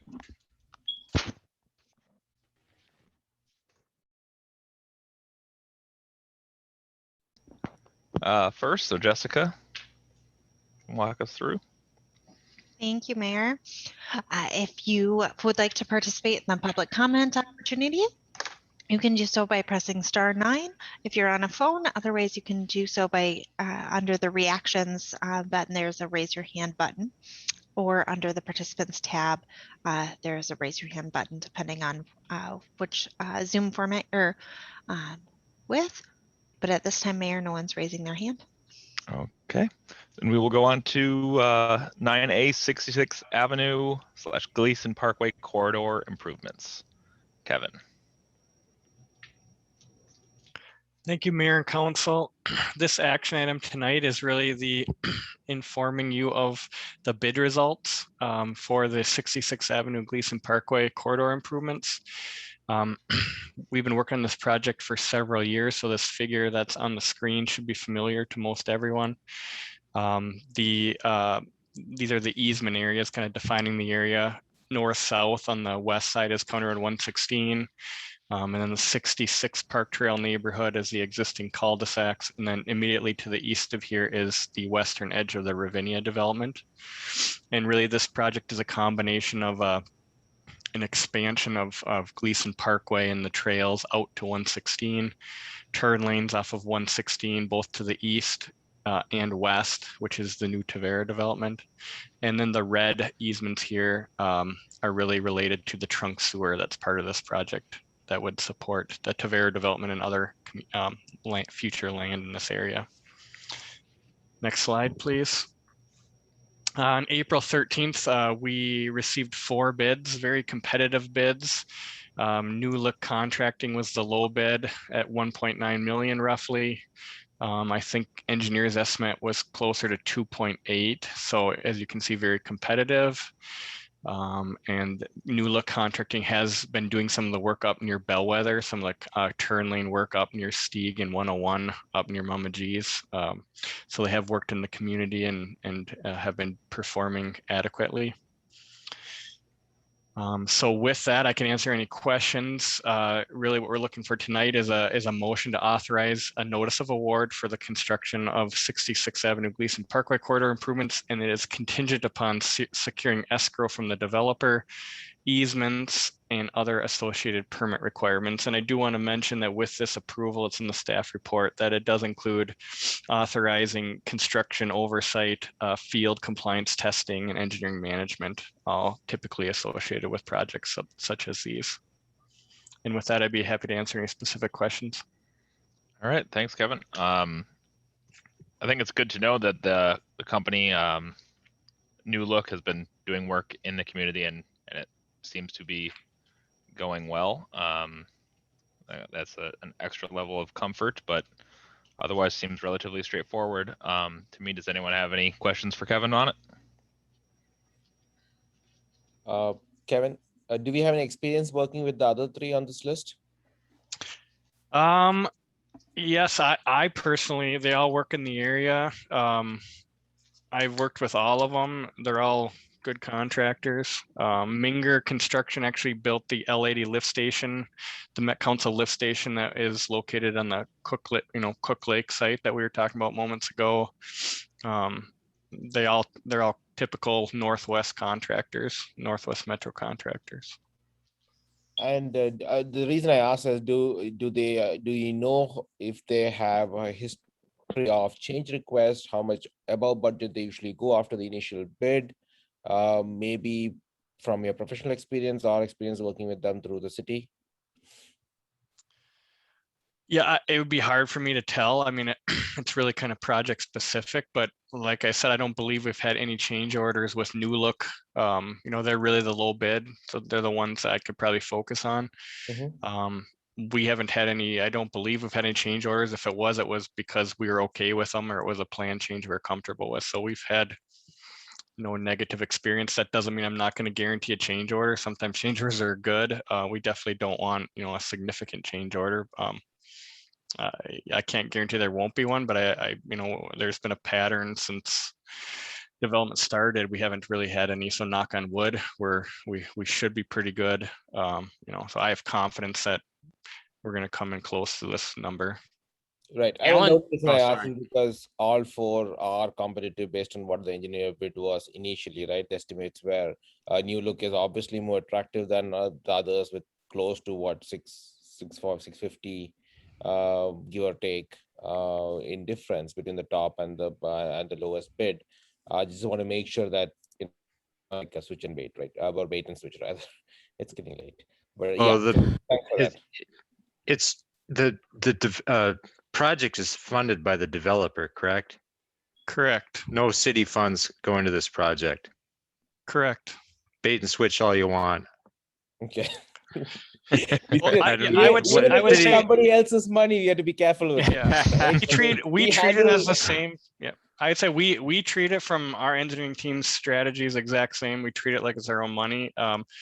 But you know, to be clear, Yeah. it is the contract, it is the developer's money. You know, we're pursuing wetland mitigation the same that we would pursue it with a city project. That's really the mandate that we work off of. But yeah, you know, we are working through a wetland. We did soil borings in the wetland. You know, you could hit a pocket of poor material. That could be a change order. There's unforeseens that could come up, but it, you know, it's a bid unit price. So we build flexibilities in to be able to handle that. So I don't, you know, I have confidence that we're going to be okay. And we'll tell you as soon as we know we're not, and we'll tell the developer as soon as we're not, and we'll work out a plan to resolve it. Yeah, I mean, I didn't mean to sound, I didn't mean to implicate to bait and switch all they want. My point was, Manoj, it's developer funded, and we're required to go with the lowest qualified bidder. Oh, okay. Okay. And so it's spec too. Yeah. Yeah. Okay, Correct. okay. So that's good information. Maybe that's part of the homework that I should have done. Maybe I thought there was an option of looking at the best bid qualitatively, also like with history, track record, and not just always the lowest bid. No, this is more of formality of full disclosure. Okay, thank you, thank you. Manoj Because when you said initially Baton, I was like, we handle taxes. That's essentially not your money and my money also. So we shouldn't be like. If it's I not my wouldn't have money, said I it don't if it was care. our money. Okay, but that makes sense. Thank you. Alan told me during our break he'd do it for 500 grand. I have a shovel, yeah, There we go. and 2 teenage kids, so dig away. No, thank you, Councilmember Schultz, for clarifying. I should have emphasized that. There are, you know, that's very common approach in municipalities is to go with a low bid. That's how we commonly bid out all our projects. It gets a little more sketchy, and we would need to involve the attorney if we wanted to go to a best value scenario. So there are other options, but it's very common to be low bid and in the municipal world. I have no other questions. Thank you. Okay, then, unless there's anything else, I will entertain a motion to authorize a contingent notice of award for the construction of the 66th Avenue Gleason Parkway corridor improvements. So moved. Second. All right, any further discussion? Roll call vote. McKee, aye. Bottom, Aye. Nichols, Aye. Schultz, Aye. Thomas. Aye. All right. Appaloosa Woods street improvements. Kevin.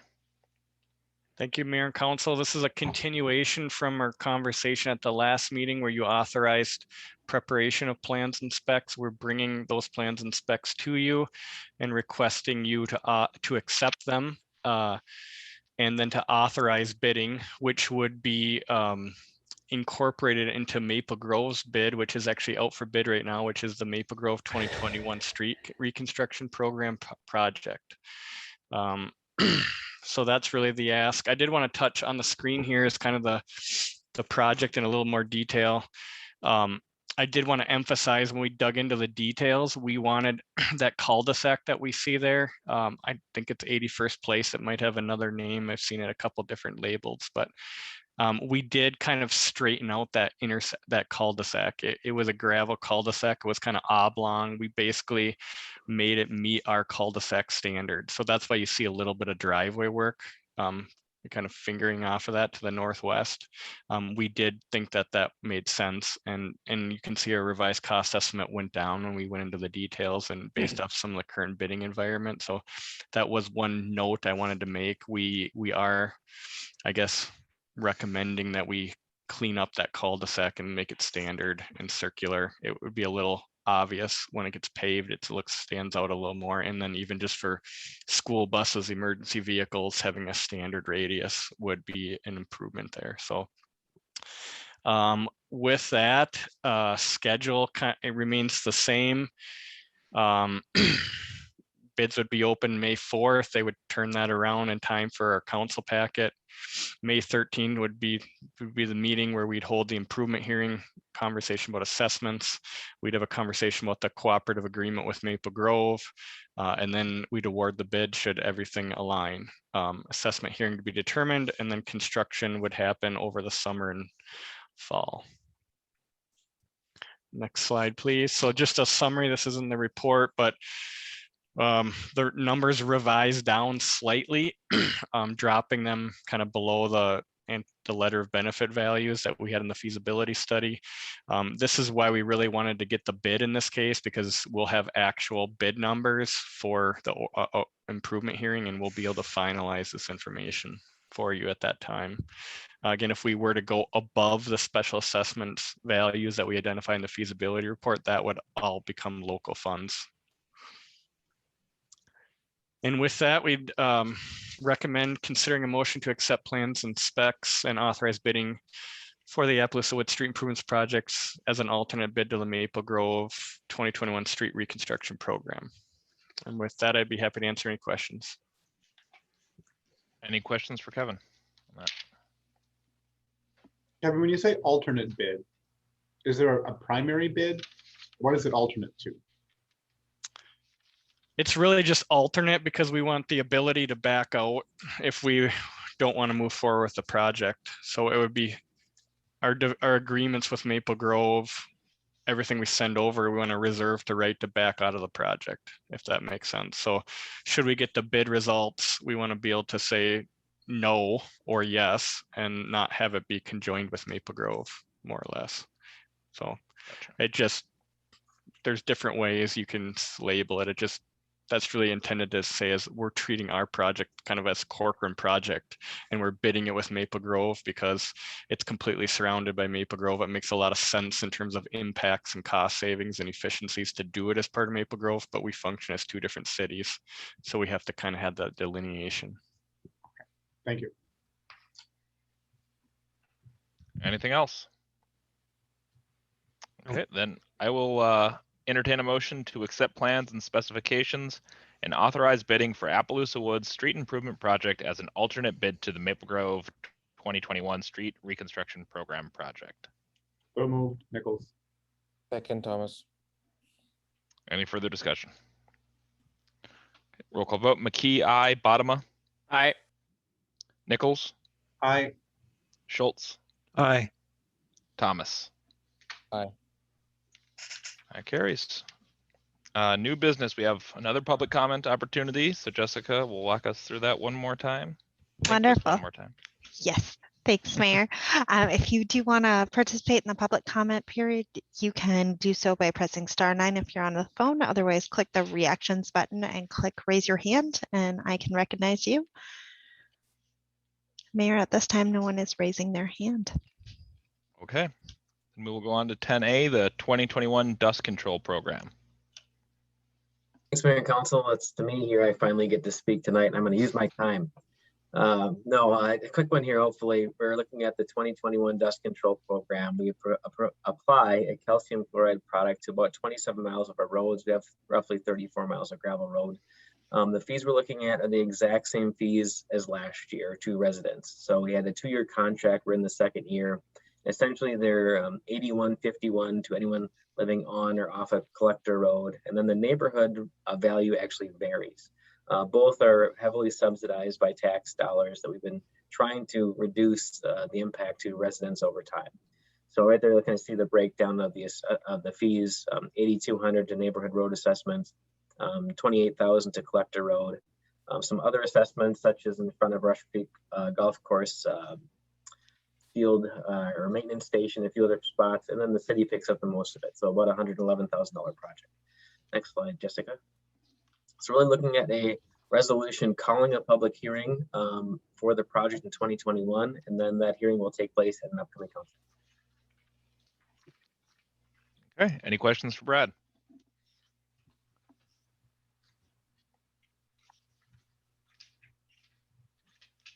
All right, then if we're all set, I will go ahead and entertain a motion to approve resolution 2021-32, calling for a public hearing on the potential assessment of the cost of the dust control treatments to be applied to city streets in 2021. Second. Oh, sorry. I was gonna say Second. I thought you were moving. Sorry, Tom. There we go. Any further discussion? Question, is the public hearing tonight or is that on a future night? Future night. The 27th. is proposed. Okay. All right. Can I just ask one question? I should have asked this before then to not a problem. Brad. So Brad, you made the comment that the city has made moves to increase their share over time. Do we typically do that because this is a 2-year bid? Typically make those adjustments every 2 years? Mayor and Council, no, it's been whenever we could. Really, it's been annually we've been trying to do so. Last year, we weren't able to decrease the fee for residents, but we picked up the increase in the product cost that went up pretty significantly. So I guess I'll call that a covering more. When I first got here, I want to say the city portion was like 50,000, and now we're up to that $75,000 level. I could be off on that, but it's been really a budget conversation every year, so we can have that conversation again in the next couple months. Okay. Just food for thought for the council. When we've had public hearings in the past on this, we tend to get people that say, why are we paying an assessment on this and paying taxes at the same time? So something to think about before that comes up. So Something else to think about too is that some people don't think that people who don't live on dirt roads should pay anything for subsidizing those that do. And furthermore, Mike Keefe will like that I said furthermore. Some people say if we did not treat roads with dust control, everything would be paved in like 2 years. So just we just summarized like 20 years of debate about the dust control. It's surprising how much attention it gets. So there you go. Good to know. I'll give you another 10 years.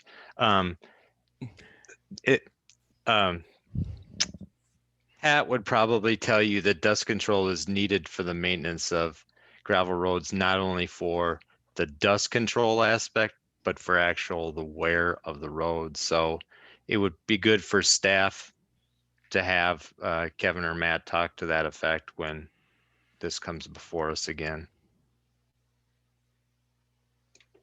All right. Sounds good. We had a motion and a second, right? Okay. Perfect. Then roll call vote. McKee, aye. Bodema. Aye. Nichols. Aye.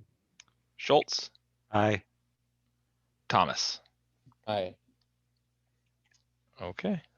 That carries. 1 second here. 10B Corcoran Trail East and West Improvements Finance Plan. Also, take that one and rely on Kevin for probably anything pretty technical, but really we're working on finalizing the feasibility study for the project. And through the research, we found that really an overlay is not recommended and would not provide any sufficient relief to this road. So we're recommending a mix of reconstruction and rehabilitation of this roadway. And that would include paving the gravel portion at the southern tips of both of those, Corcoran Trail East and West, and then essentially pulling up the pavement and putting new pavement down in the northern sides there. So looking for just a couple of questions from or answers from council and a couple of questions. The first, just the general support level for that project, moving away from overlay. Again, we're strongly recommending walking away from it. As Kevin could share more technically, really you put new pavement over a bunch of big cracks and they're going to come through really, really quickly. It's an old road, 35 plus years old. And then on top of that, it's really whether or not the council supports proceeding with the special assessment policy that's been in place for a couple of years now. We would need to update our letter of benefit and enhance that to proceed with the project, but just wanted to get that feedback. Next slide, please. I'm forgetting what's on the slides. So the next steps would be obtain the letter of benefit if you support the assessing, and then finalize the feasibility study, call the public hearing. Last evening, Kevin and the engineering team hosted a neighborhood meeting on Zoom. It was well attended. We had 13 property owners participating. It was just a really cordial conversation. There was some wine going on from the residents, so maybe that helped a little bit. They're able to sit on their couch and have a glass of wine versus coming to the council chamber. But we'll incorporate some of that information into our feasibility study as well. So just looking for direction on those two items so we can complete the feasibility study, and myself and Kevin can answer any questions you have. Sounds good. Any questions for Brad or Kevin? I don't have any questions with regards to the actual decision to get away from an overlay, go to a reconstruction. I'm sure that's based on the engineering of the road and the soil components with regards to that. My comment would be to council to consider that those properties that would have been receiving the benefit of an overlay, which an overlay was promised to them at no cost, that we consider when we do an assessment for the reconstruction, we give credit for what would have been assessed for an overlay. Okay. Because if we would have done an overlay years ago, we would have probably extended the life of that road in that area beyond this point. That makes sense. I'd certainly be open to that. I guess we need to see what the numbers would be on that, but that makes sense to me logically why they would be entitled to that or get the benefit of an overlay that it didn't get in terms of the cost of the entire new paving. Yeah, and I think if we did that though, if memory serves, it's actually written in the isn't it written in the assessment ordinance? It talks about that street being allowed one free overlay, so we would have to remove that at that time then too. Right. Makes sense. I'm sorry, can you elaborate on that, Alan? Why would we remove it from the code? Well, because it's currently written in the code, there's certain streets in the city that didn't get an overlay. So in other streets in the city that were paved received one free overlay, and then their next overlay was supposed to be assessed. So this street didn't get an overlay.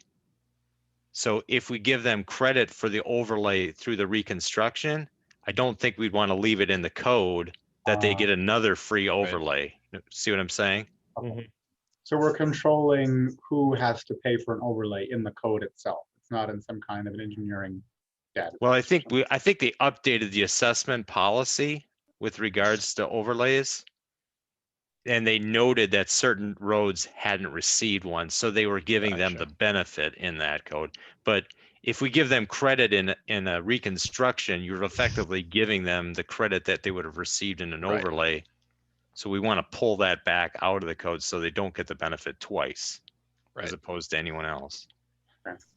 And I'd be supportive of something like that. Brad, so when we have the public hearing, then would this be something we talk to them at that point time, saying that you might get this benefit, but then you forego the benefit of a future overlay, or you give up that provision of getting credit for an overlay?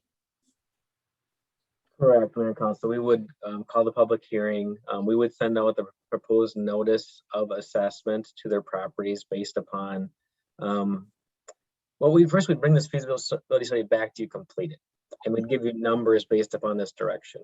And you would confirm, okay, we did the math on this, the deduction is X, so the assessment for these people is now Y. Do you still support that? You approve the feasibility study, then we send the notices out with those amounts.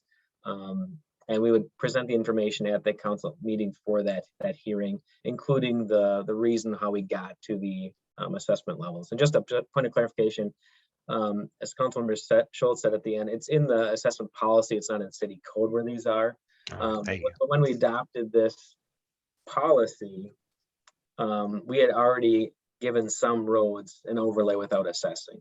So that's where the staff went through at the direction of council, make a list of every road who hasn't gotten that overlay, put it in this policy, so everyone's treated fairly at that point.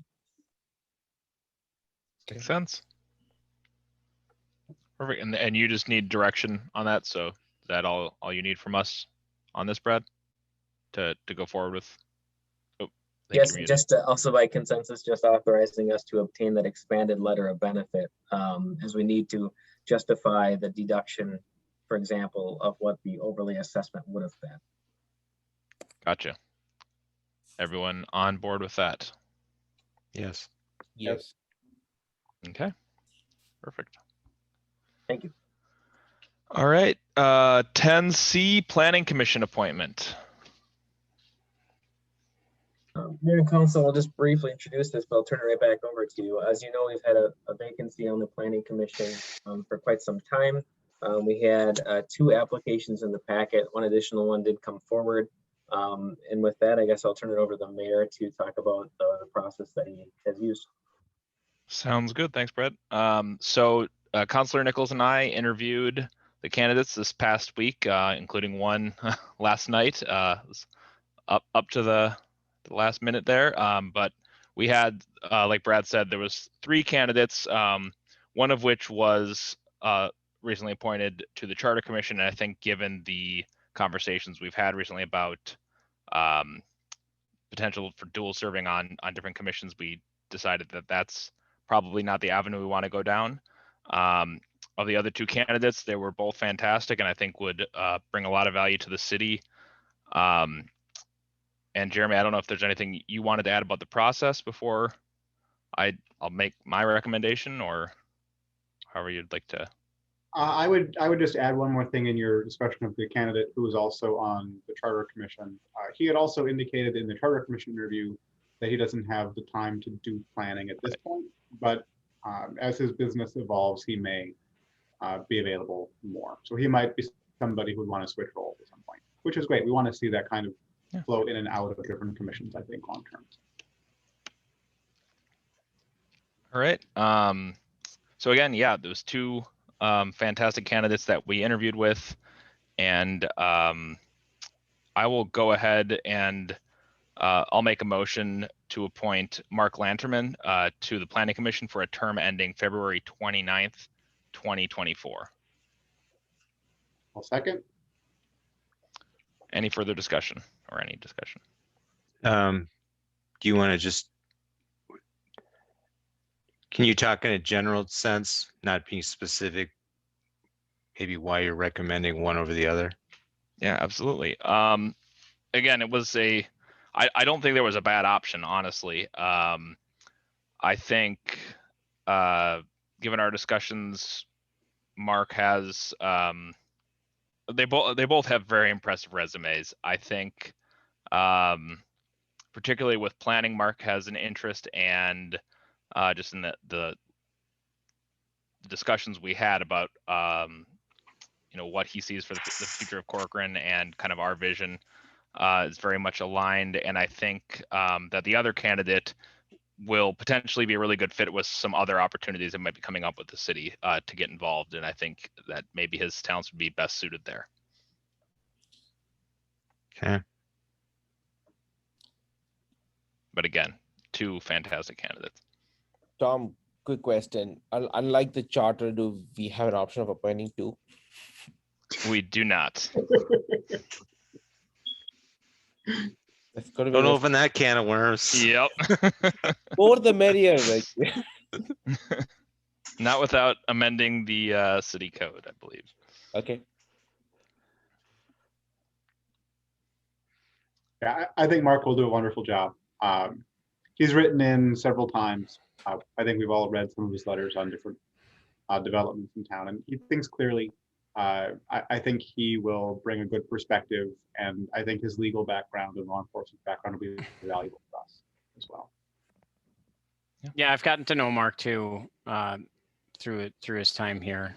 I wasn't on the interviewing committee, but I like the suggestion. I like Mark. He brings a ton of passion, and I look forward to having him on there. Well said. Okay. I would just encourage whoever we go with, the other applicant, to stay involved with the city, because there may be more opportunities to join the planning commission in the future as well. So yeah, absolutely. I'd say Brad will definitely keep the application on file and everything, and whether it's planning commission or other opportunities, I definitely encourage them to stay involved for sure. Brad, when's the next opening, or at least the next renewal on term coming up on the planning commission? Mayor and Council, the terms always end at the end of February each year, and they're staggered. So for the Planning Commission, there'll be 2 or 1 next year for the Planning Commission, and 2 or 3 for Parks. Thanks. Gotcha. Okay. Did we have a motion in a second? Yes. Yes. Okay. Then I seconded it. Then any further discussion? Okay. Roll call vote. McKee, aye. Bottoма, Aye. Nichols, Aye. Schultz, Aye. Thomas. Aye. Mark had to Carries. wait 4 hours for that. Yeah, he gets We should have taken that earlier. Yeah, well, extra credit. But you After know what? the- He's signing up for city work, and he should know this is what it is. That's right. Especially Planning Commission. Past midnight. It's Yeah. not going to be the first time he has a 4-hour meeting. No, he would have been on the April thing. He would be still here for another 2 more hours. So. Exactly. Oh man. Okay. 2021 work session schedule.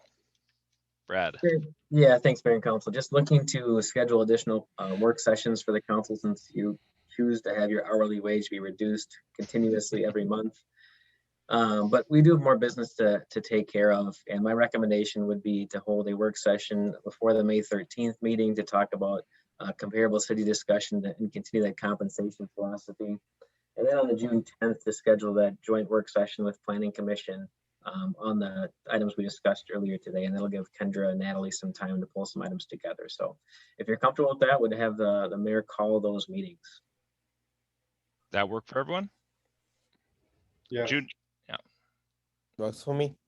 10th. Yep.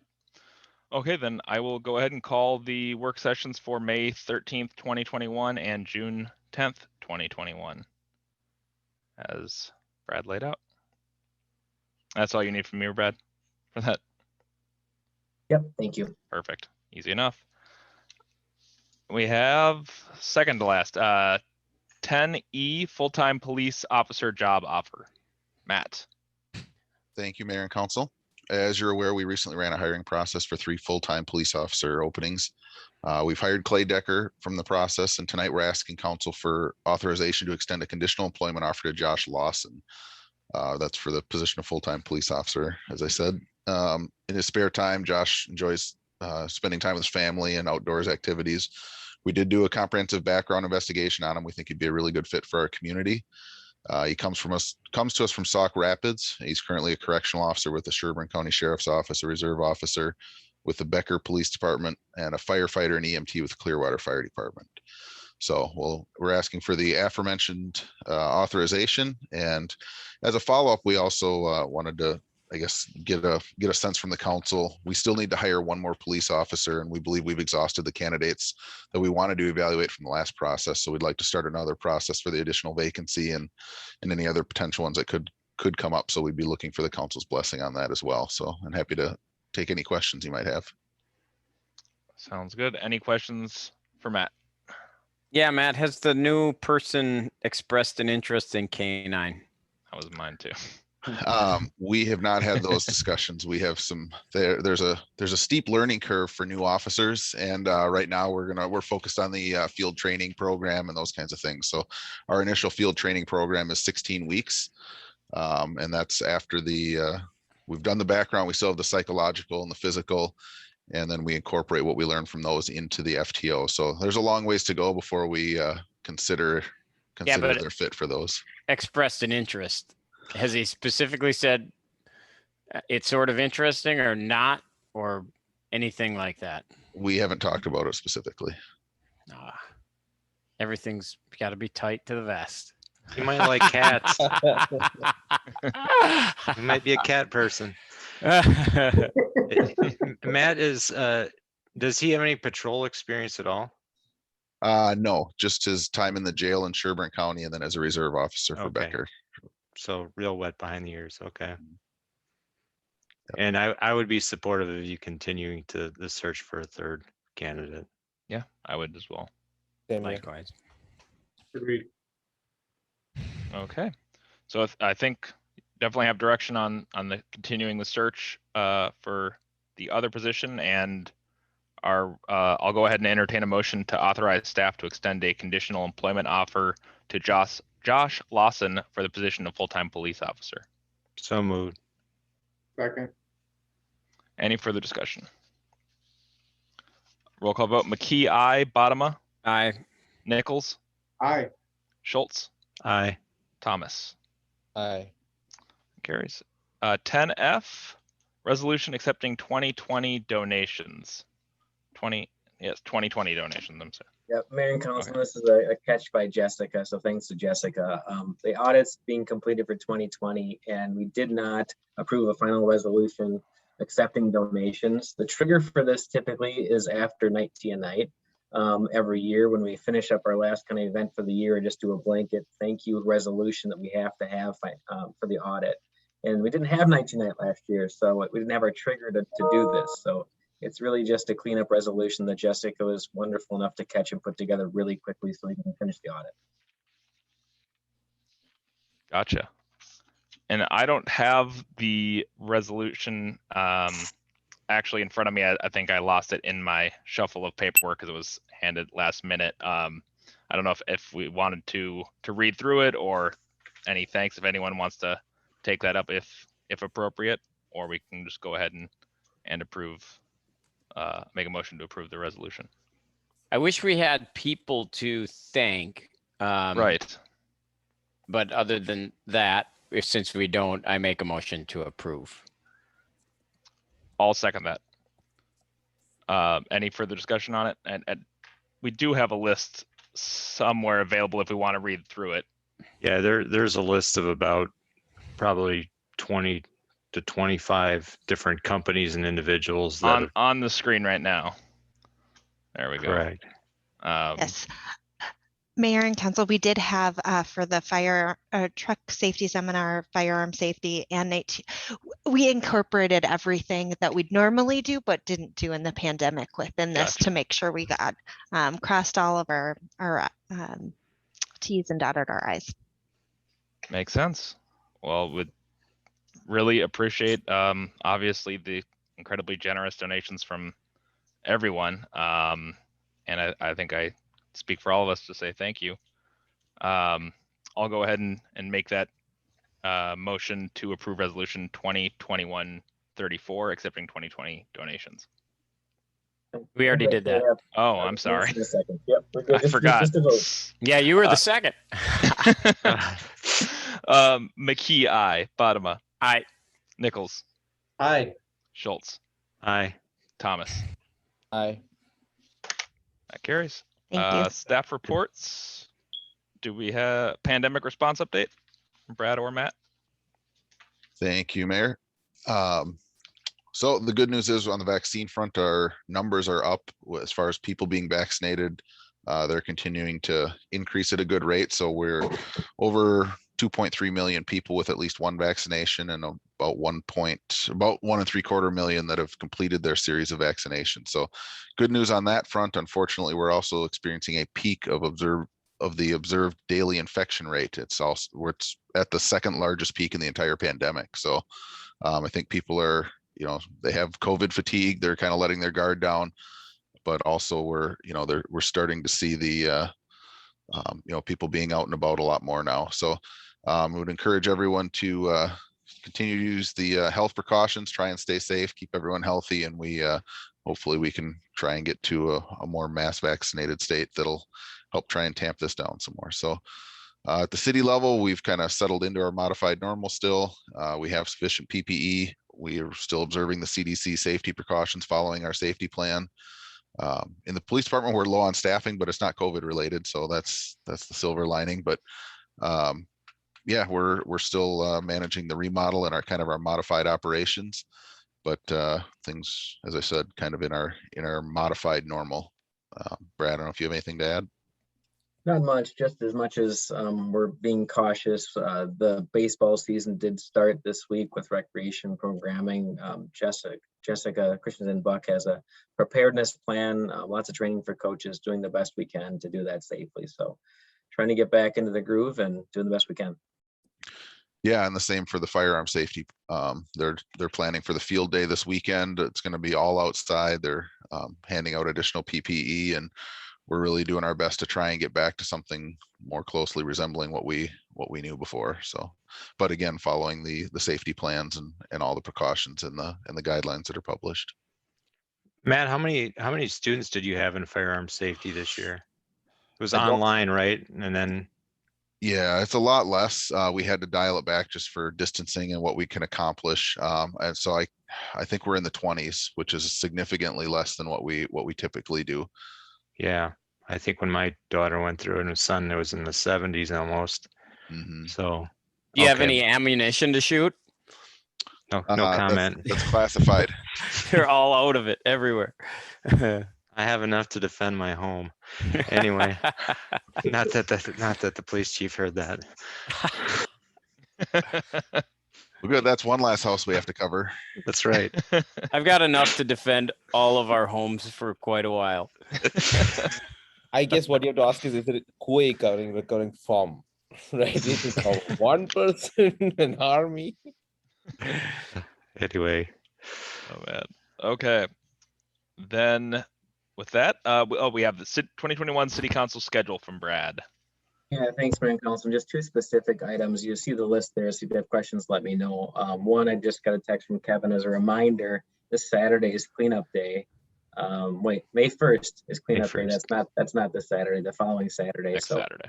for everyone out there. And then I think I emailed this out, but Councilmember Schultz has requested a future agenda item just to discuss construction hours for development. And I wanted the blessing from the council to put that on the agenda for a future item. Works for me. Yes. yeah, I Okay. don't know if anybody wants any narrative around it. I think Brad probably talked about it in his email, but you know, we do a lot of concern about the effects of neighbors on these developments when we're looking at plans, but we do little to think of the effects of the neighbors when it takes an 8-year build out cycle and 7 days a week they're hearing air nailers or excavators running in their backyard and having to deal with dust and whatnot.